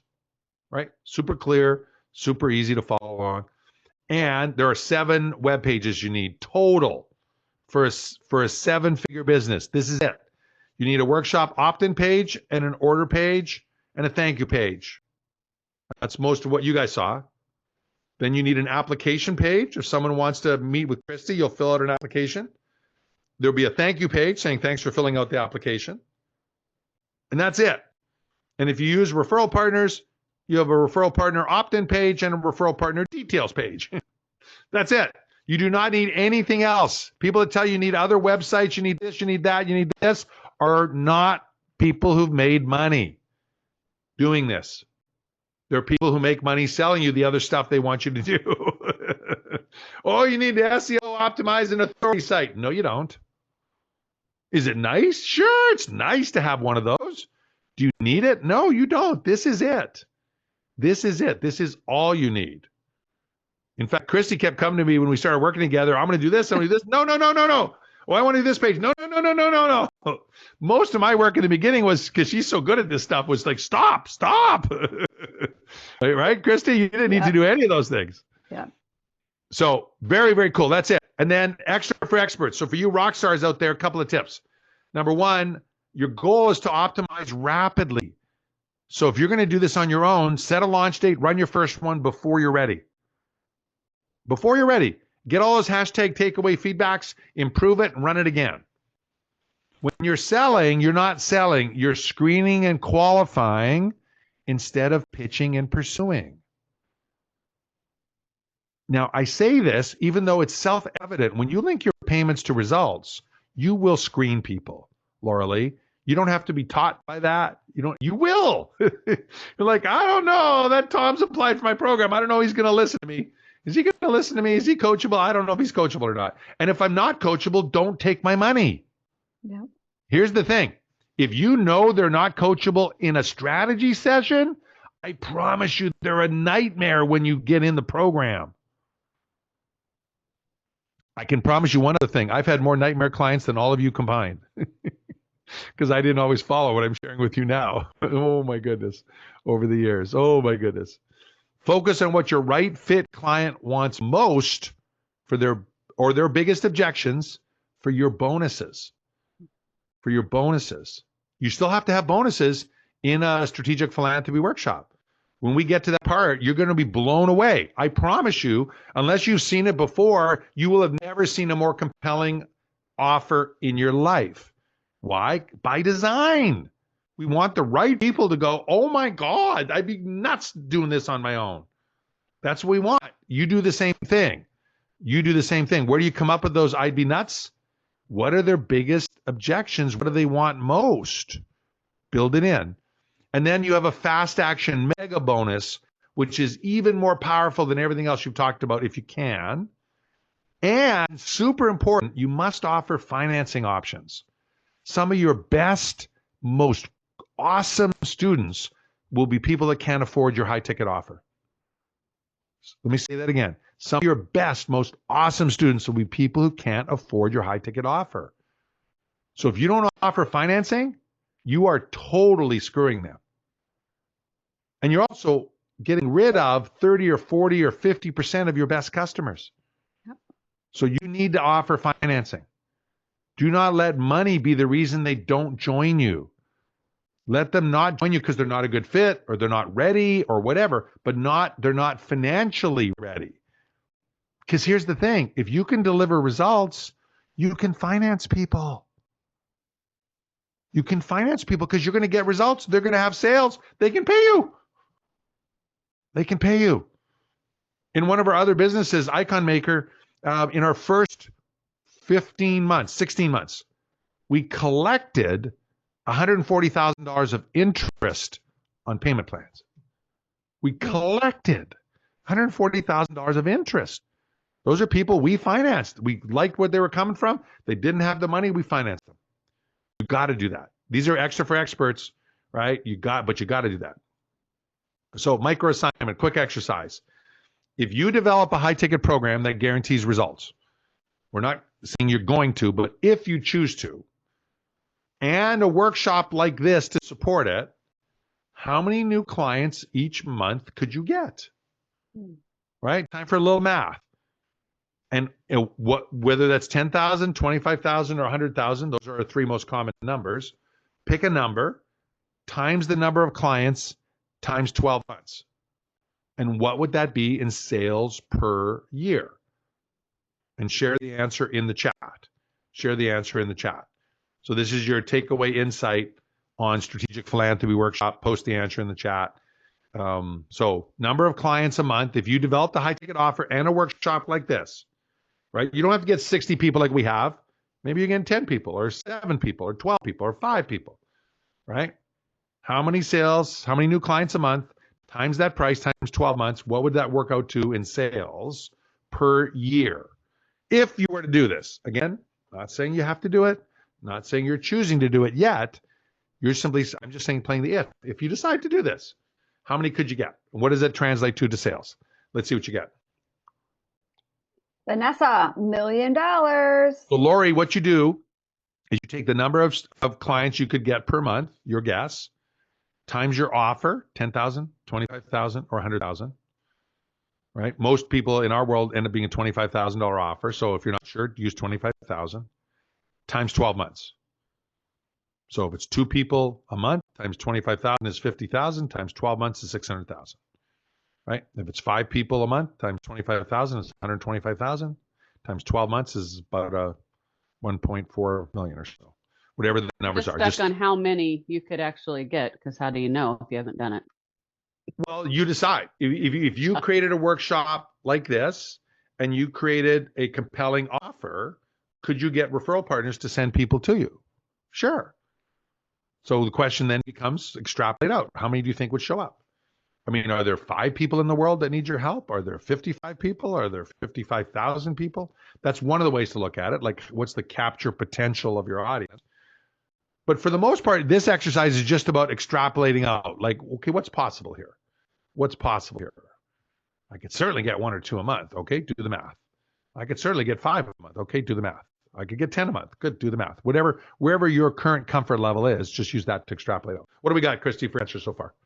Well, Trina is 5 clients per month with her 25K offer, and then each would be, so it's $1.5 million a year.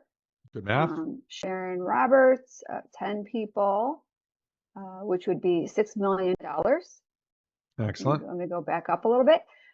2 people a month from Natalia, which is $240,000 per year. And Lori did come up with a number. So 2 clients a month at $25,000, which would be $600,000 a year. Good job, my friend. Pamela Cohen just gave a total, which was $480,000. I'm not sure how many people, but that's still a really awesome number. Let me go back down. So Bertie, in this case, if you developed the high ticket program, if you took our advice from the earlier section and added more or linked it to results or did some of the things we coached you on, and you got it to 10,000 or 25,000, extrapolate out from there. Because I promise you we can do that. Like that's literally what we do for a living. Yeah, I mean, if you've already got 2 thoughts. So now you've all got a taste. We're going to jump ahead because now you got a taste of what's possible. We want to go to the next step, which is writing your book.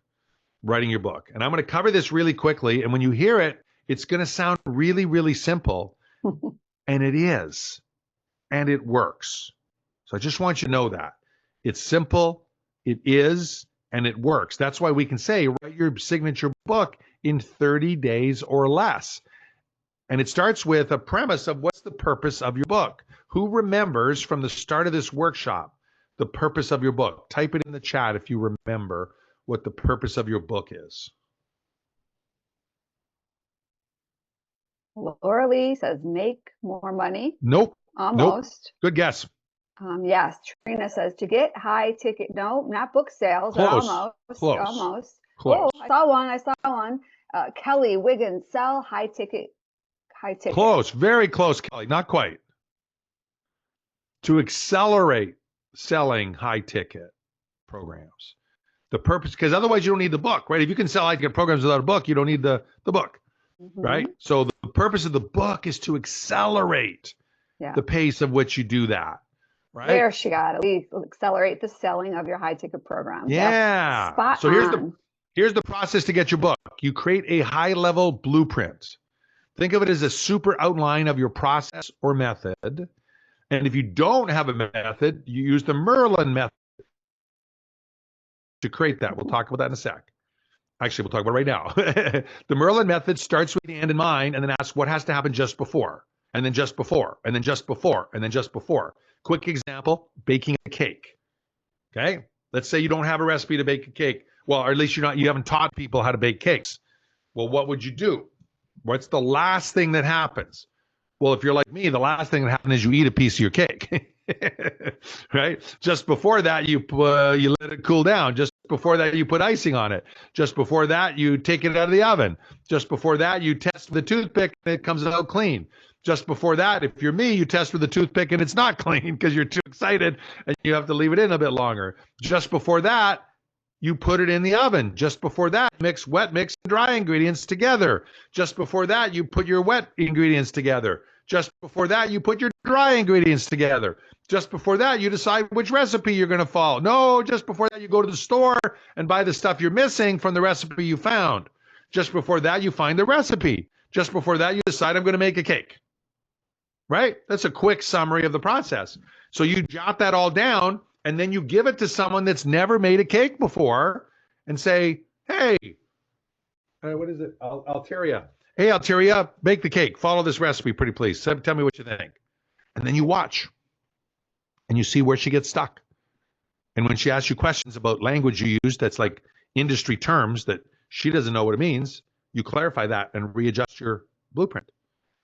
That's the Merlin method, right? That's the Merlin method. So either way, if you know what you're doing, you're mapping it out forward. If you don't know what you're doing, you're mapping it out backwards, right? And ideally, you want an 8-step roadmap.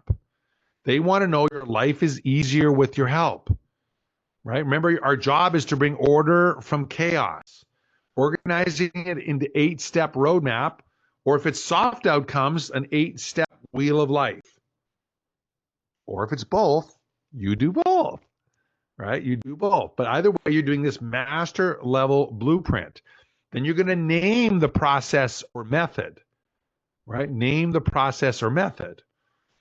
Then, now you've got this master blueprint with 8 different areas mapped out, and we use mind mapping software to do this. You can use Post-it notes. It doesn't have to be fancy, but we love mind mapping software because you can grab stuff and drag it around and organize it all, right? Because you're not going to start with 8 perfect categories. Most of you are going to have 10 or 12 or 14 or 3. Like you're not necessarily set up there for 8, right?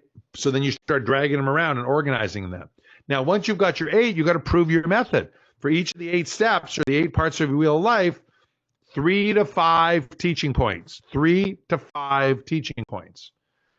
And for each teaching point, you want to explain that point and prove it with a story, a demonstration, a metaphor, or a visual aid. And when you're doing the blueprint, you don't have to write out the whole story. You just put the notes on what the story is. Texan locksmith guarantee story.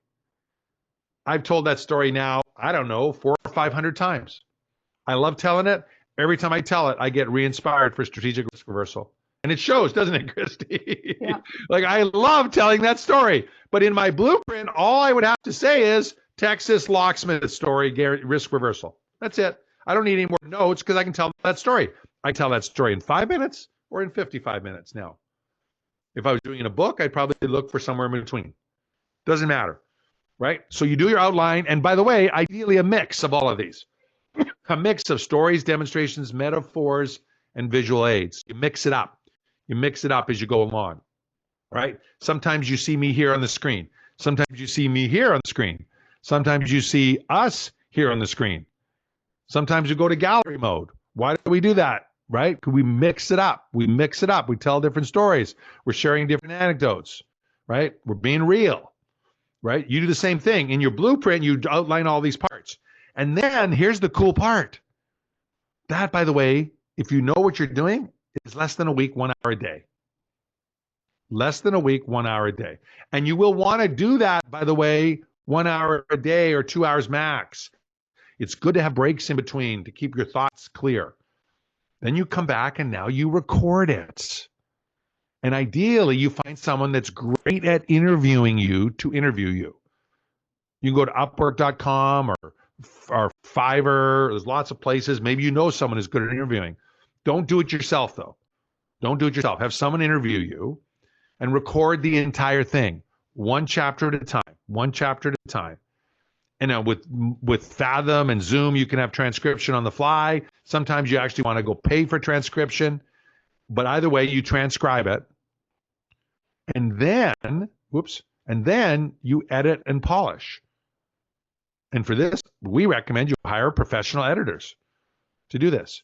My coffee book had 3 different editors, one for content, one for form, and one for what I called political correctness, because they were making me change all the terms. In fact, it's the only restaurant/coffee training book in the world that doesn't call labor productivity sales per man hour, because they decided that was sexist. And so it says it's sales per person hour. And I'm like, no, it's not about men or women. It's about man hours, about hours worked. Doesn't matter. They said that's sexist. It's got to be person hour. So it doesn't matter that every book in every university that teaches restaurant management talks about sales per man hour. Mine talks about sales per person hour. and you know, like 3 editors, they have their job. They have their job. They go through and document, right? God bless them. You got to have good editors, and you want to also polish it. The real editing that matters is polish for readability. People think you're polishing for grammar. Good grammar isn't good readability. Good grammar is good grammar. Rarely is good grammar better readability. So that's a little secret tip, by the way, if you're doing it yourself. If you're going to edit yourself, edit for readability. Oh, and by the way, the simple way to do that is to sub-vocalize it. But okay, so that's how you get your book done. 1 hour a day, 30 days, complete. My second book, How to Earn Twice as Much with Half the Stress, was done that way. It was done in 3 days. I had a co-author. He flew in from California to my place in Vancouver, and we did it in 3 days, the whole thing. Well, we did all the first part. Then we sent it out to editors to polish. Right? Really cool, really simple way to do it. All right. Biggest insight on how to write a book in 30 days or less. Guess what? You're not writing it. Because we're all better at speaking it than writing it. Even good writers are better at speaking it. And most of us aren't good writers. Right? Notice though, this isn't Chatster doing all the work for you. You can use ChatGPT to help figure out some categories, to figure out stories and metaphors, to flush out your thoughts. You bet. Good use of ChatGPT. But not writing the whole thing. Right? Terrible use, because it looks like, it sounds like it's boring.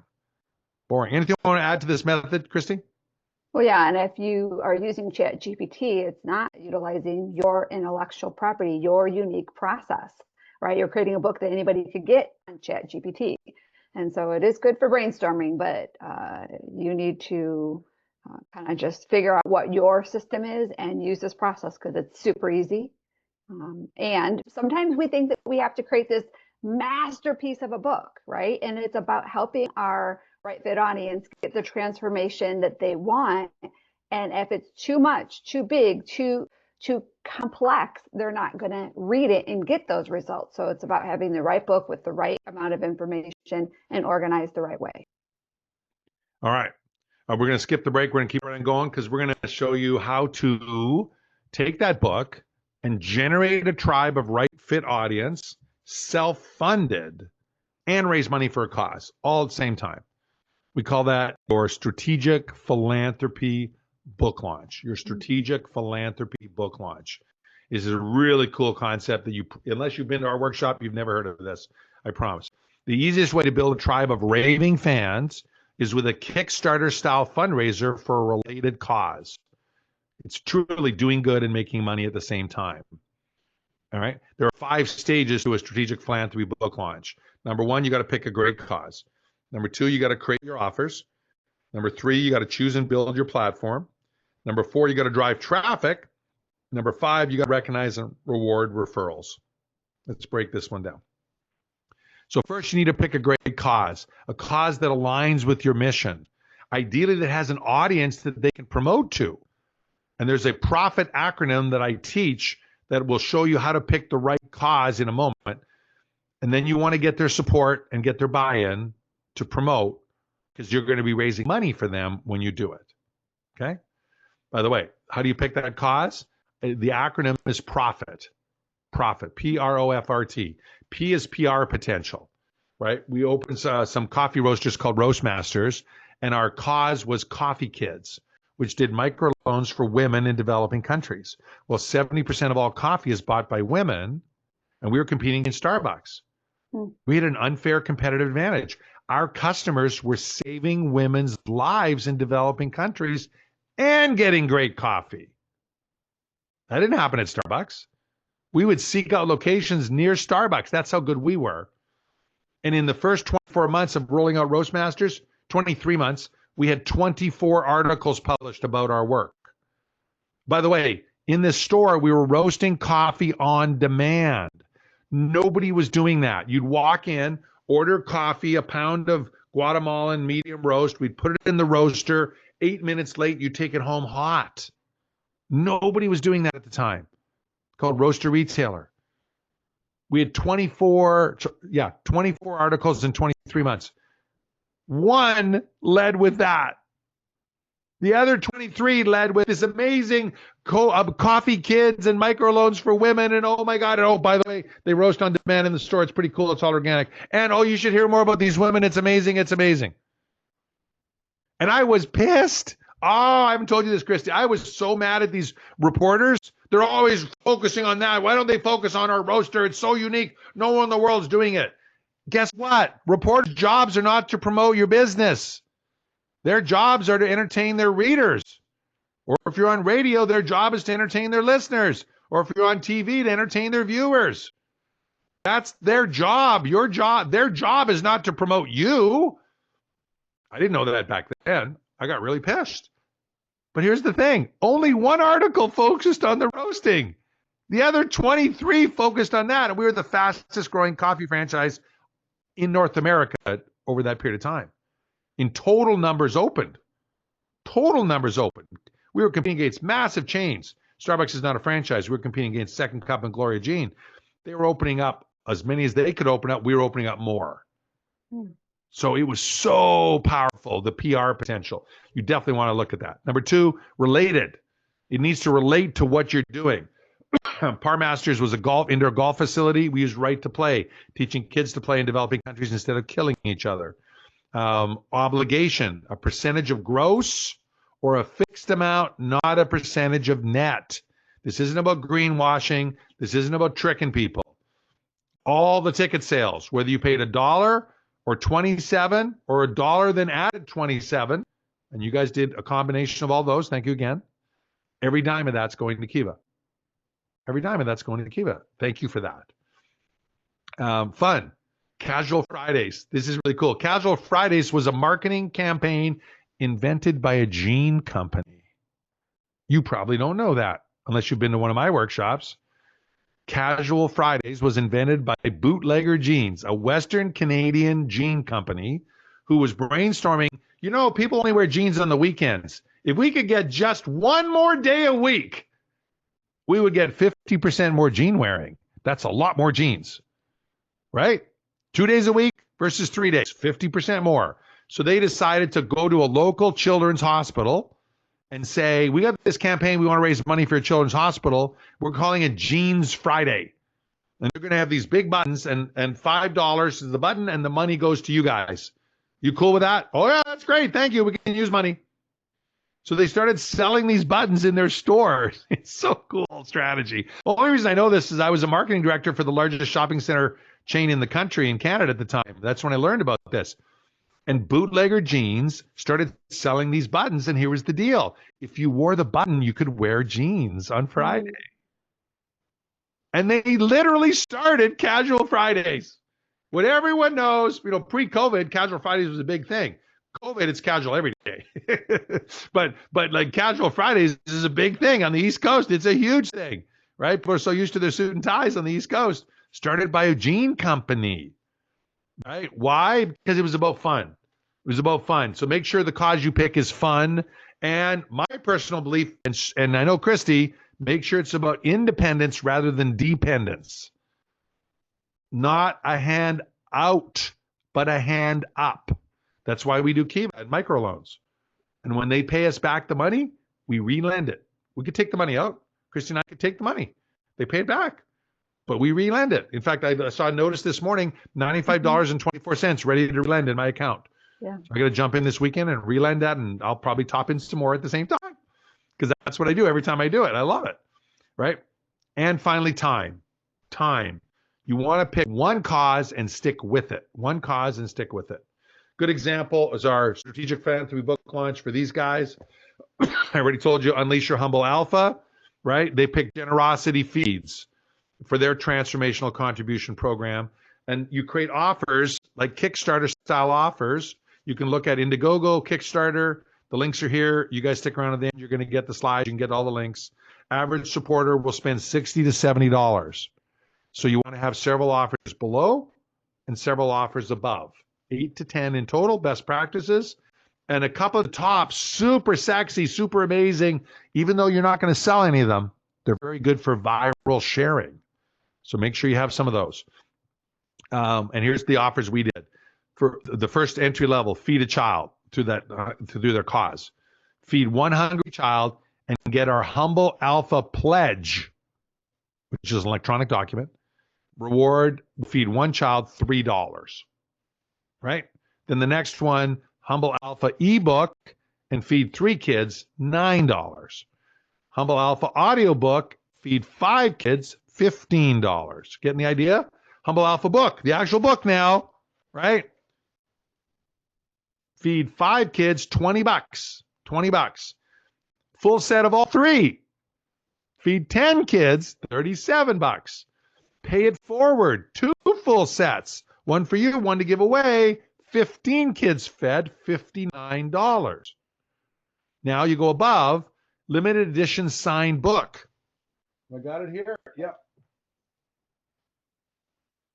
This beastie, gorgeous, hardcover, gold embossed with photos in the middle. It's personally signed by the guys. That was cool. Let me tell you, that was super cool. Limited edition signed book, $125, feed 25 kids. Then small business combo, 4 full sets, feed 50 kids. Immediate impact revenue workshop, feed 100 kids and a workshop and 12 books. Scale your team workshop. You get the idea. I'll just show you the very high-end ones. Feed a community, number 12, with Stephen and Lane's help. They'll come into a community, or you can join them in Kauai, Hawaii, where they did this, feeding 10,000 meals. Only 4 available, 10,000 children, 25 grand. They didn't sell any. They did one themselves. They didn't sell any. But they had a lot of people sharing it because of that. Mm-hmm. And the model is half the money goes to traffic building and half the money goes to the cause. That's the model. We call it Strategic Philanthropy Book Launch. You choose and build your platform. There's a bunch of platforms here. I won't go into those. There's a link to a whole plan on how to do this right here. So when you get the blueprint, when you get the slide deck, thank you very much. If you leave a review at the end, you will get the slide deck. This link goes to a whole plan on how to do this. It's really cool. Tom Morrick's plan. You can also get plugins from WordPress to do this. You can create your own site to do this. You can use Squarespace. There's links for all of these to make it easy. And then you need to drive traffic. Ideally, it's a 5 to 6 week campaign. Most of the purchase will be in the first 3 days and the last 3 days. So plan yourself accordingly. Market to your own audience, market to the cause, and get referral partners on board. And this is where paid traffic can make sense, because you can spend up to half the revenue on traffic and the other half goes to the charity as you go through that. So paid traffic from Facebook and LinkedIn can be targeted and good. And then you want to recognize and reward referrals. Recognize and reward referrals using a software like UpViral, where we ran a Mastermind in Paradise contest.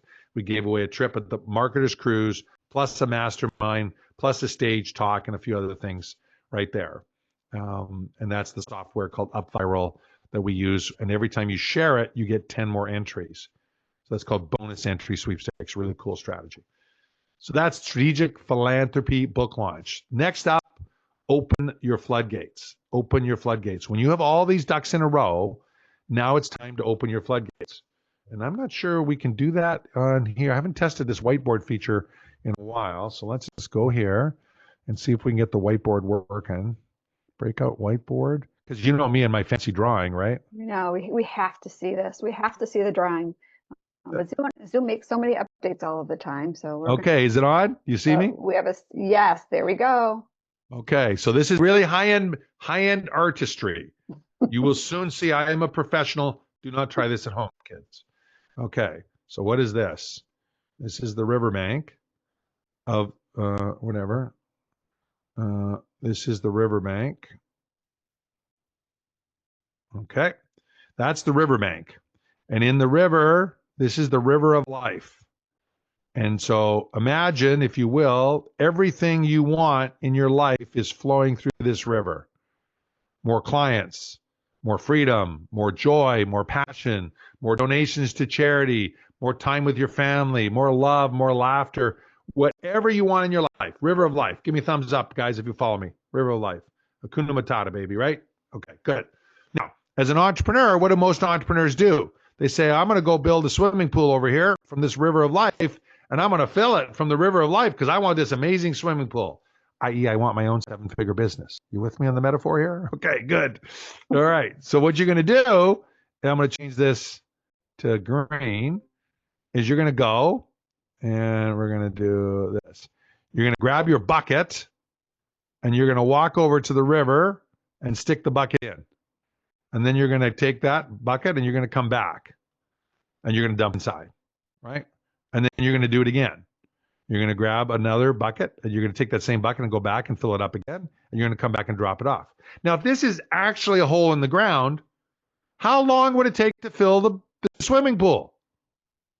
Like forever, right? You're taking a bucket back and forth. If the water soaks in at all, by the time you come back, it's probably soaked out. This is how most of us, including most of you, are building your business. Mm-hmm. Oh, no, that's not me. Yes, it is. You go to a BNI meeting. I need some clients. I go to a BNI meeting. Here's what I do. Here's what I'm about. Come and see me. Right? I go and do a challenge. I get some clients. Da-da-da-da-da-da. Right? I do a webinar. Da-da-da-da-da-da. And you fill your bucket with a few clients. And then you dump it in and you work with them. And then you run out of clients, you have to go back and get some more, back and forth and back and forth, and it never, ever gets full. So instead, this is called open the floodgates for a reason. What you're going to do instead is I'm going to change this to red. You're going to go and you are going to dig a channel from your swimming pool. You're going to go here and you're going to dig a channel upstream. Okay, upstream. And then at the top of that stream, you're going to build a gate right there. And you're not going to open the gate yet because you have to do the next most important part, which is you're now going to build a channel downstream here. You're going to go in, and you're going to build a channel downstream here, back to the river. Okay? Then, now you are going to open. You are going to open that floodgate up top, and the water's going to start to pour in on its own. And it gets in here, and it's going to start to fill up on its own. And unless you close that gate, there is nothing you can do. It's going to keep on going until your swimming pool is full. And the best part, it starts to spill out over here and back into the river of life. And you're going to hire vendors. You're going to hire help. You're going to outsource some stuff. You're going to hire a sales professional maybe. You're going to have people to support you. You're going to give money back to the causes you care about. This is opening the floodgates. This is the business you want. The rest is just a story you're telling yourself. This is what you want. You want to be able to do that and experience that for you. Okay, so I'm going to stop share this part here. And no, not end meeting. Not leave meeting. I don't want to do that. I want to stop sharing the whiteboard. Oh, there we go. Get out of there. There we go. All right. That is opening the floodgates. That is what opening the floodgates is all about. And if you do that in your business, you will create a stream. So you've got your workshop, you've got your high ticket program, you've got your ways to fill the workshop, and you've got your ways to fulfill and support your clients. And now the busier you get, the more time you have. Not the less time you have, the more time you have. And that's the model we want for you. And that's the model that we're going to deliver if you decide to come join us. All right. Step number 8, eliminate chaos and freedom. I've got about 5 minutes to cover this. It's about permanently eliminating chaos and frustration in your business. It's called the key frustrations process. Here's the quote from Albert Einstein. In the middle of difficulty lies opportunity. When you see this from this point on, I want you, whenever you're feeling chaos or frustration, to say, Tom told me that's a good thing. Tom told me that's a good thing. Right? And if you apply this methodology, especially the first 4 steps, it'll change your life. It'll change your life. Because we all know what chaos and frustration is. We don't need to spend any time on this. We all know what chaos and frustration is. The key is, well, how do we handle it? And it's called the key frustrations process. And here's the 7 steps, right? The first step is to learn to state it as a single frustration. Most of us group our frustrations. I don't have enough time. Right? That's a group of frustrations. That's not one. I don't have enough money. That's, again, a group of frustrations. right? So you want to learn to state the single frustrations. Then number two, you want to restate it as a system-directed frustration instead of blaming yourself or blaming someone else, right? Entrepreneurs, we're really good at blaming ourselves. Employees are really good at blaming other people. And by the way, that's a clue. If you're really good at blaming other people, you may not be a good entrepreneur. If you're really good at blaming yourself, you may be a great entrepreneur. You just need to stop doing that. And what you do is you restate it as a system-directed frustration. My system for filling the workshop consistently sucks. Now we're on track. My system for converting high-ticket clients sucks. Excellent. We can solve that. My system for empowering coaches to teach when I'm not there sucks. We can solve for that. Restate it as a system-directed frustration. Number three, uncover the true frustrating condition. Super important. Men, especially men listening in.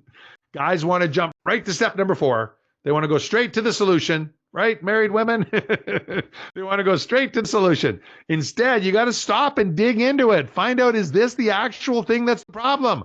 Or is it something else? Is it something else? Right?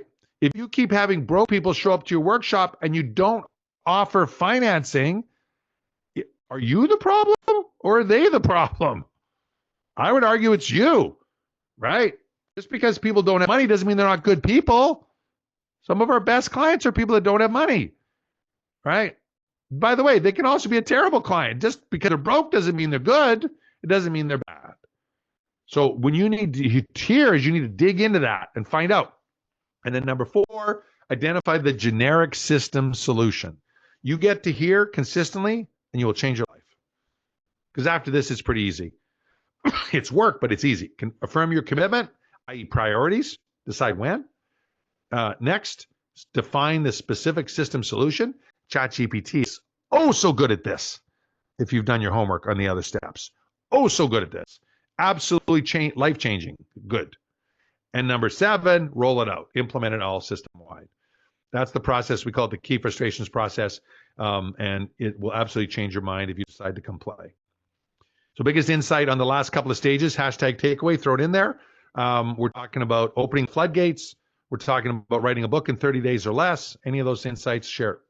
What have we covered so far? The 8 steps to building a 7-figure impact business. How to write a great business book in 30 days. 5 key myths and challenges. Remember back at the start, 5 key myths and challenges that you want to shatter if you're going to build a 7-figure impact business. How to create a tribe of raving fans that eagerly buy your book. Strategic Philanthropy Workshop. We just covered that. Why the ascension model is dead and what you want instead. The descension model, right? How to generate 9 times the leads and 3 times the sales. The power of strategic risk reversal. And how to triple your show-up rate and double your conversions with strategic philanthropy workshops. Last 3.5 hours, we've covered a lot, right? So we got questions. You're going to have questions at this stage. How do you take these strategies and apply it on a practical and tactical level across your life and your business? Where do you even start to try and figure out the first or the next step? This is so important for Christy and I. How do you make sure a month from now, it's not just sitting on a shelf and you're back to business as usual? We will have let you down if that's the case. How do you make time to get this done as soon as possible? Or how do you hire someone to do it for you right away? How do you make sure your business is ready for the increase in prospects and clients? This is huge. If you get a lot more clients, you got to make sure your business is ready for it. And what happens when you get stuck or you run into challenges? Because you will have challenges, I promise you. Right? You have 2 choices. You can do this on your own or you can get our help. And I alluded to this earlier, but it's super important. We are not against you doing this on your own. It is way better than sticking with what you've done in the past. Way better. Obviously, it's going to take you longer and it's going to cost you more money, but you can totally do this on your own. So if you decide to do this on your own, all we ask is keep us in the loop. Let us know how it's going. Give us updates from time to time, right? We still care about you. And for some of you, you're going to want our help. You're going to want our help. And so as promised earlier, we're going to take about 20 minutes and we're going to show you how we can guarantee you results and build a 7-figure business at the same time. In fact, specifically, give us 2 years and we'll help you generate 1 million in sales guaranteed. First, we'll help you create your impact and legacy program that guarantees results and help you fill your founder circle. Second, we'll help you generate a way to sell that program that's easy and scalable without you having to become pushy or salesy. And third, we'll help you write and launch your business book and scale to 1 million in sales within 2 years or less guaranteed. No, you don't do your book until your program is selling, because the book's job is to drive people to your program. If you do the book first, you may or may not know it's going to work. Your program, that is. So we reverse the order so that it works better for you, and that's part of how we can guarantee those results. What would you be willing to do if you could sell your program within 90 days and generate cash flow? Have a full strategic philanthropy workshop created to help you educate and inspire your ideal target market to invest in your impact and legacy program. Have an exceptional business book done for you. Raise a bunch of money for a cause you believe in, and create a tribe of at least 1,000 raving fans. We call this the 7-figure book launch program. 7-figure book launch program. Helping speakers, business coaches, and industry experts build a 7-figure impact business in 2 years or less guaranteed. I think all of our programs, there are 5 stages, and they each have a finish line and a prize. So we're going to quickly go through each of those. Stage 1 is called Ignite. Your finish line is you've completed a more life self-assessment and your impact and legacy roadmap. The prize is you have a clear vision of creating a 7-figure impact business, what it'll be for you, and are confident in getting an additional 7 figures in sales in your business. That's the first stage. Second stage we call Unleash. You've validated your program and sold your first 3 to 5 program participants. We call that filling your founder circle. The prize is you've earned at least $12,500 cash and at least $50,000 in sales. And remember, we're going to coach you to do what we do, link payments to results. So you're not going to get $50,000 cash with $50,000 sales, right? You're going to have some cash and the rest linked to results, just like we do. Stage 3, Catapult. Your entire strategic philanthropy workshop is launched. The prize, you'll have an amazing lead generation machine ready to drive traffic from all directions and a highly converting event ready to inspire right fit clients to apply for your program. Stage 4 is called Empowered. Your new book is complete. You've finished your strategic philanthropy book launch and you've generated a tribe of at least 1,000 raving fans. The prize is you have a book launch party. You celebrate this amazing gift for the world. You feel an amazing sense of accomplishment from launching your book and building a tribe of raving fans, impacting your cause, and monetizing your mission. And stage 5 is called Scale. You generated 1 million USD in sales. You've massively increased your impact, influence, and income, and are inspired to continue to take it to the world. You finally have a business that allows you to live the life you've always wanted. So what's in it for you? Well, you have a 7-figure impact business. You have plenty of qualified leads. You land clients without pitching. It's the screen qualifying award process we mentioned earlier. A whole bunch of this is done for you by experts. Between Christie and I, we have 48 years of sales, marketing, and tech experience. Rather than have to figure it out on your own, us and our team will create and launch your business book and multiple other done-for-you components. No more guesswork, no more tech headaches, no more surprise expenses, so you can focus on what you do best. Everything you need in one place. Guaranteed results. In our model, you only pay 12.5% upfront. All the rest is linked to results. And as your partner, we have aligned outcomes. So like a true partner, when you do better, we do better. You also have consistent cash flow and a scalable 7-figure impact business. So how do we help get results? We have 7 ways that we deliver skills, accountability, and mentorship in this program. Number 1 is our Jumpstart launch call. To ensure we create a no-brainer offer as quick as possible, do a live small group launch call and program design workshop to nail your audience, your offer, and your risk reversal strategy. We also help you implement your validation strategy so you can ensure your program's a hit before it ever launches. This is done live in small groups by Christie herself. She does this personally with every person that comes through. Then there's the Learning Center. The Learning Center, so the program is part done for you, part done with you, right? So where training is required or additional optional training, we have an online video learning center. So you can listen when it's convenient for you. We also have group coaching calls. 3 weeks of the month, there are calls to be mentored by the 7-figure book launch team. We believe, by the way, that entrepreneurs should take the last week of the month off. All of us. Every month. So we don't schedule calls the last week. We just schedule calls the first 3 weeks. Will you take the last week off right away? No, of course not. But if you have no calls, you can work on your business to build it so you can do that down the road.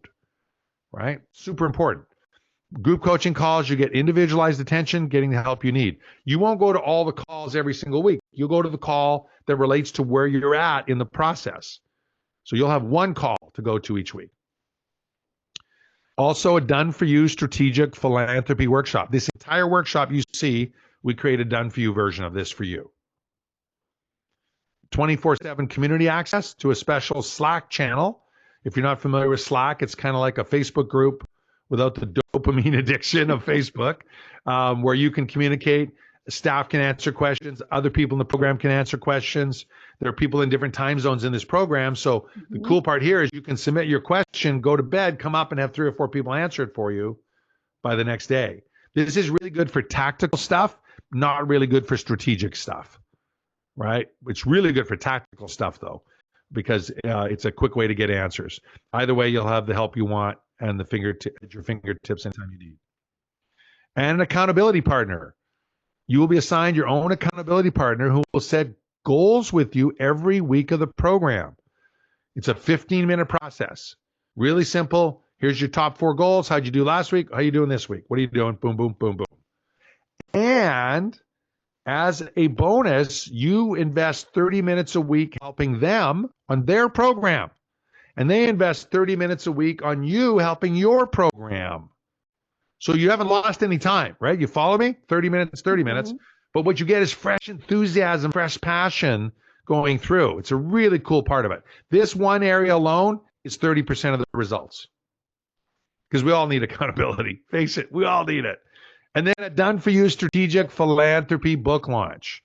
We help you pick a cause, supports the book launch, create the website, all the offerings, help you raise money, and fund the lead generation list building process. All done for you. So what's the catch? That's a lot of stuff, right? Well, here's the catch. It's a fairly new program. You heard at the start, we're 1 year old today. And while we're combining the best work from our experiences in the last decade using this model into what we believe is the best business book program on the earth, you'd be one of the first 25 people in the program. Therefore, there's only 2 things we can actually promise you, right? The first thing is there will be chaos, right? We have figured out a lot of stuff in the last year, tons of stuff, but there will be more chaos. So if you're wired in such a way that chaos drives you nuts, don't apply yet. Wait a year or 2, wait to get all the kinks worked out, and then come in. And I'm quite serious, right? If you can't embrace a little bit of chaos, you're not going to have fun. You're not going to enjoy it. So there will be chaos. We promise you that. And number 2, equally important, if you don't give up on you, we won't give up on you. One of our first people in had some personal drama stuff happen. She had to pause everything for several months. We had no problem with that. We'll support her. When she's ready, she comes back in, right? Life gets in the way sometimes. But if you don't give up on you, we won't give up on you. What does that mean? It's a 2-year program. Some people will get to $1 million in 1 year. Some people will take 2 years. Some people might take 3 years. We don't care. If you don't quit on you, we won't quit on you. We're going to work as smart and hard as we can. Next. Oh, yeah, it gets even better. There's 2 special included bonuses. I already mentioned them briefly, but I want to highlight them so they really stick out for you. Number 1, a done-for-you business book, right? The complete book, right? You could hire, in fact, Christie used to do this, done-for-you books, $25,000 on its own. Lots of people will help you with the Done For You book. This is included in the program. And a Done For You strategic philanthropy workshop. $12,500 up front, $12,500 when you do $250,000 in sales. We do these all the time. You can hire separately for that if you want, but it's included in the program. Total value, $50,000, real value, real numbers.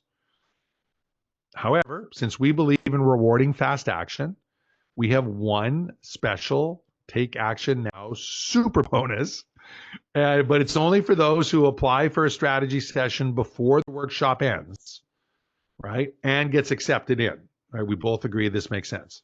So you got to apply before the workshop ends and get accepted in. And then you get this extra cool bonus. And it is pretty freaking epic. In fact, it's the best thing we could possibly do. It's called our Scale to Seven Figures Mastermind. 2 full years in the Scale to Seven Figures Mastermind. It's my highest and best mastermind, right? You join other entrepreneurs meeting twice a month, all scaling to 7 and 8 figures, and you help each other and problem solve. $25,000 a year, $50,000 value over 2 years. And I lead that personally right now, and I'll lead it as long as I can. I'll be leading it because it's my highest and best work. I absolutely love it. It's amazing, but only if you apply before the workshop ends. 2 years in the mastermind program. So $25,000 in value, 24 months of full coaching. I put $50,000 in value here. My private coaching is $2,500 an hour. Christie is $1,000 an hour. It'd be a lot more than that by the hour, but we put a value of $50,000 over the next 2 years. The business book and the Done For You workshop, $50,000. The event bonus, another $50,000. Total, $175,000. You guys know you're not paying that, obviously, but it is a major program. It's $100,000 for this entire 7-figure book launch program with all the Done For You and Done With You elements. But of course, we believe in linking our work to your results. So we only ask for 12.5% down and everything else linked to your results. Super powerful risk reversal.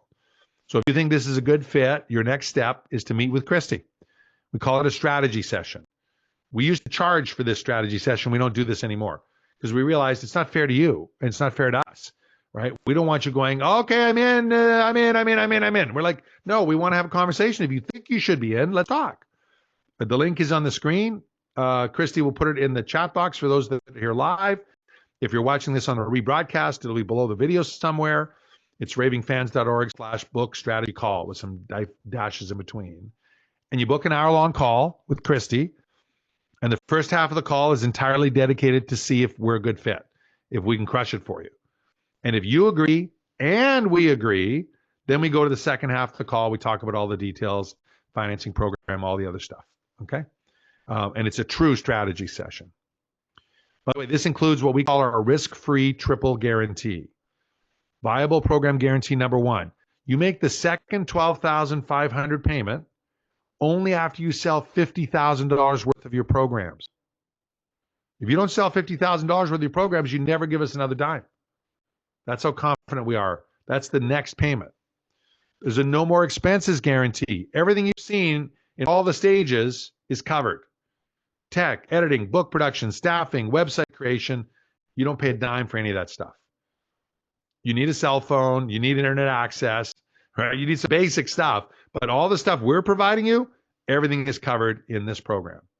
It's the last program you'll need to generate $1 million in sales. In fact, one of the things we ask is that you don't buy any other programs until you talk to your coach or until you've done $1 million in sales, period. Nothing else. And that relates to our third guarantee, the $1 million guarantee. The last $50,000, you only pay after you sell $1 million in sales. After you sell $1 million in sales as a result of this program.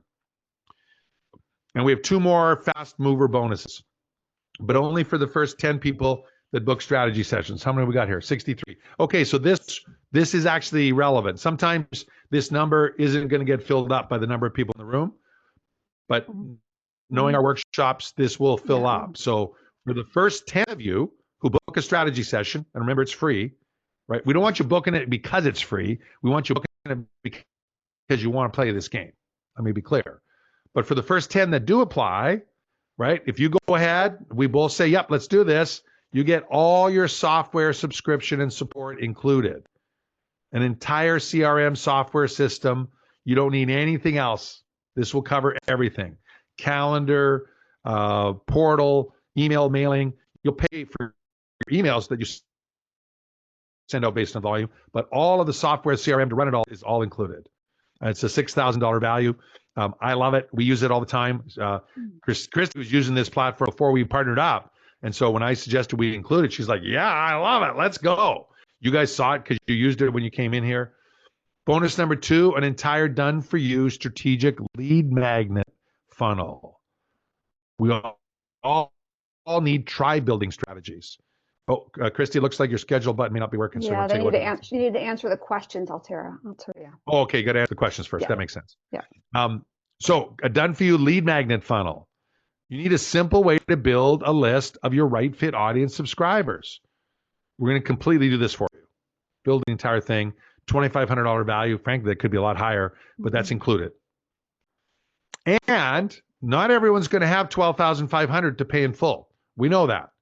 Yes, we have financing. We'll talk about that in a second. Of course, we talked about how important that is to offer that. We walk our own talk.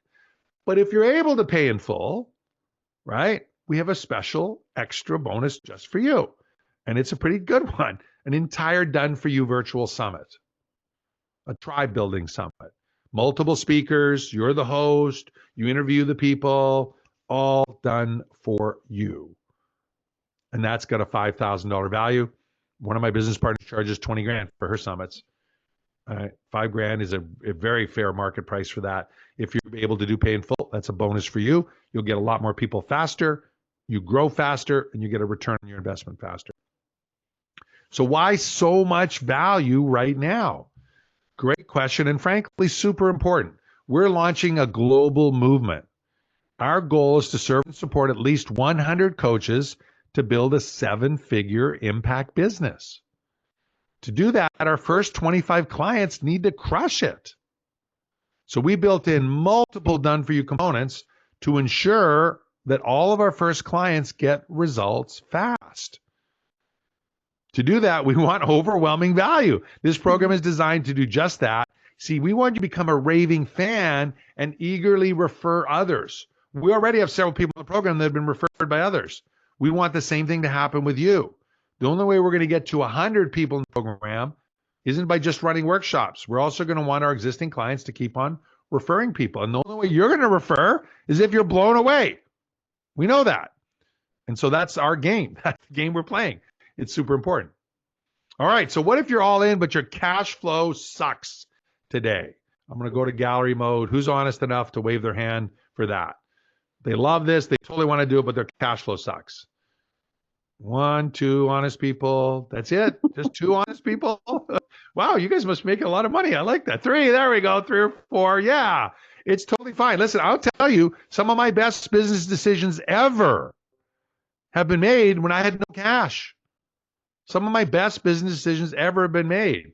So here's the deal. There's lots of reasons to say yes and lots of reasons to say no to this. But this is not one of them. This is not one of them. Here's the deal. Never let lack of cash flow today stop you from producing the cash flow you want tomorrow. So here's our promise. If you apply, you have a meeting with Christie, and you both agree this makes sense, we'll help you raise your initial down payment money. And if you can't, we'll finance you ourselves. Doesn't get any better than that. We'll help you raise it. And if you can't raise it, you follow our advice, you can't raise it, we'll finance you ourselves. There are lots of reasons to say yes, lots of reasons to say no, but don't let lack of cash flow be the reason to stop you from building the business of your dreams. Don't let it stop you. All right. Your next step, if you want to come play with us, is book a strategy session. Let's help you have more impact, more influence, and yeah, more income along the way. Right on schedule to the minute. Actually, we're going to open up for questions about this, about the offer, about the content, any of the content pieces we covered. In a few minutes, we'll share how to get the replay and how to get the slides. We'll end right on time at the top of the hour as promised. And then if there still are some questions, Christy and I will stick around afterwards and keep on answering any questions you have. So if you're interested, raise your cyber hand if you have any questions about any of the stuff we covered. Now's the time to do that. And I'll get Christy up here as well, and we'll answer any questions you have. Wow, you did such a great job. Nobody has any questions. Or I put them to sleep and then fall asleep. I don't know. No. They're all awake. I can see them smiling. And... Oh, give it a few more seconds. If no one has a question, we'll move on to the next part.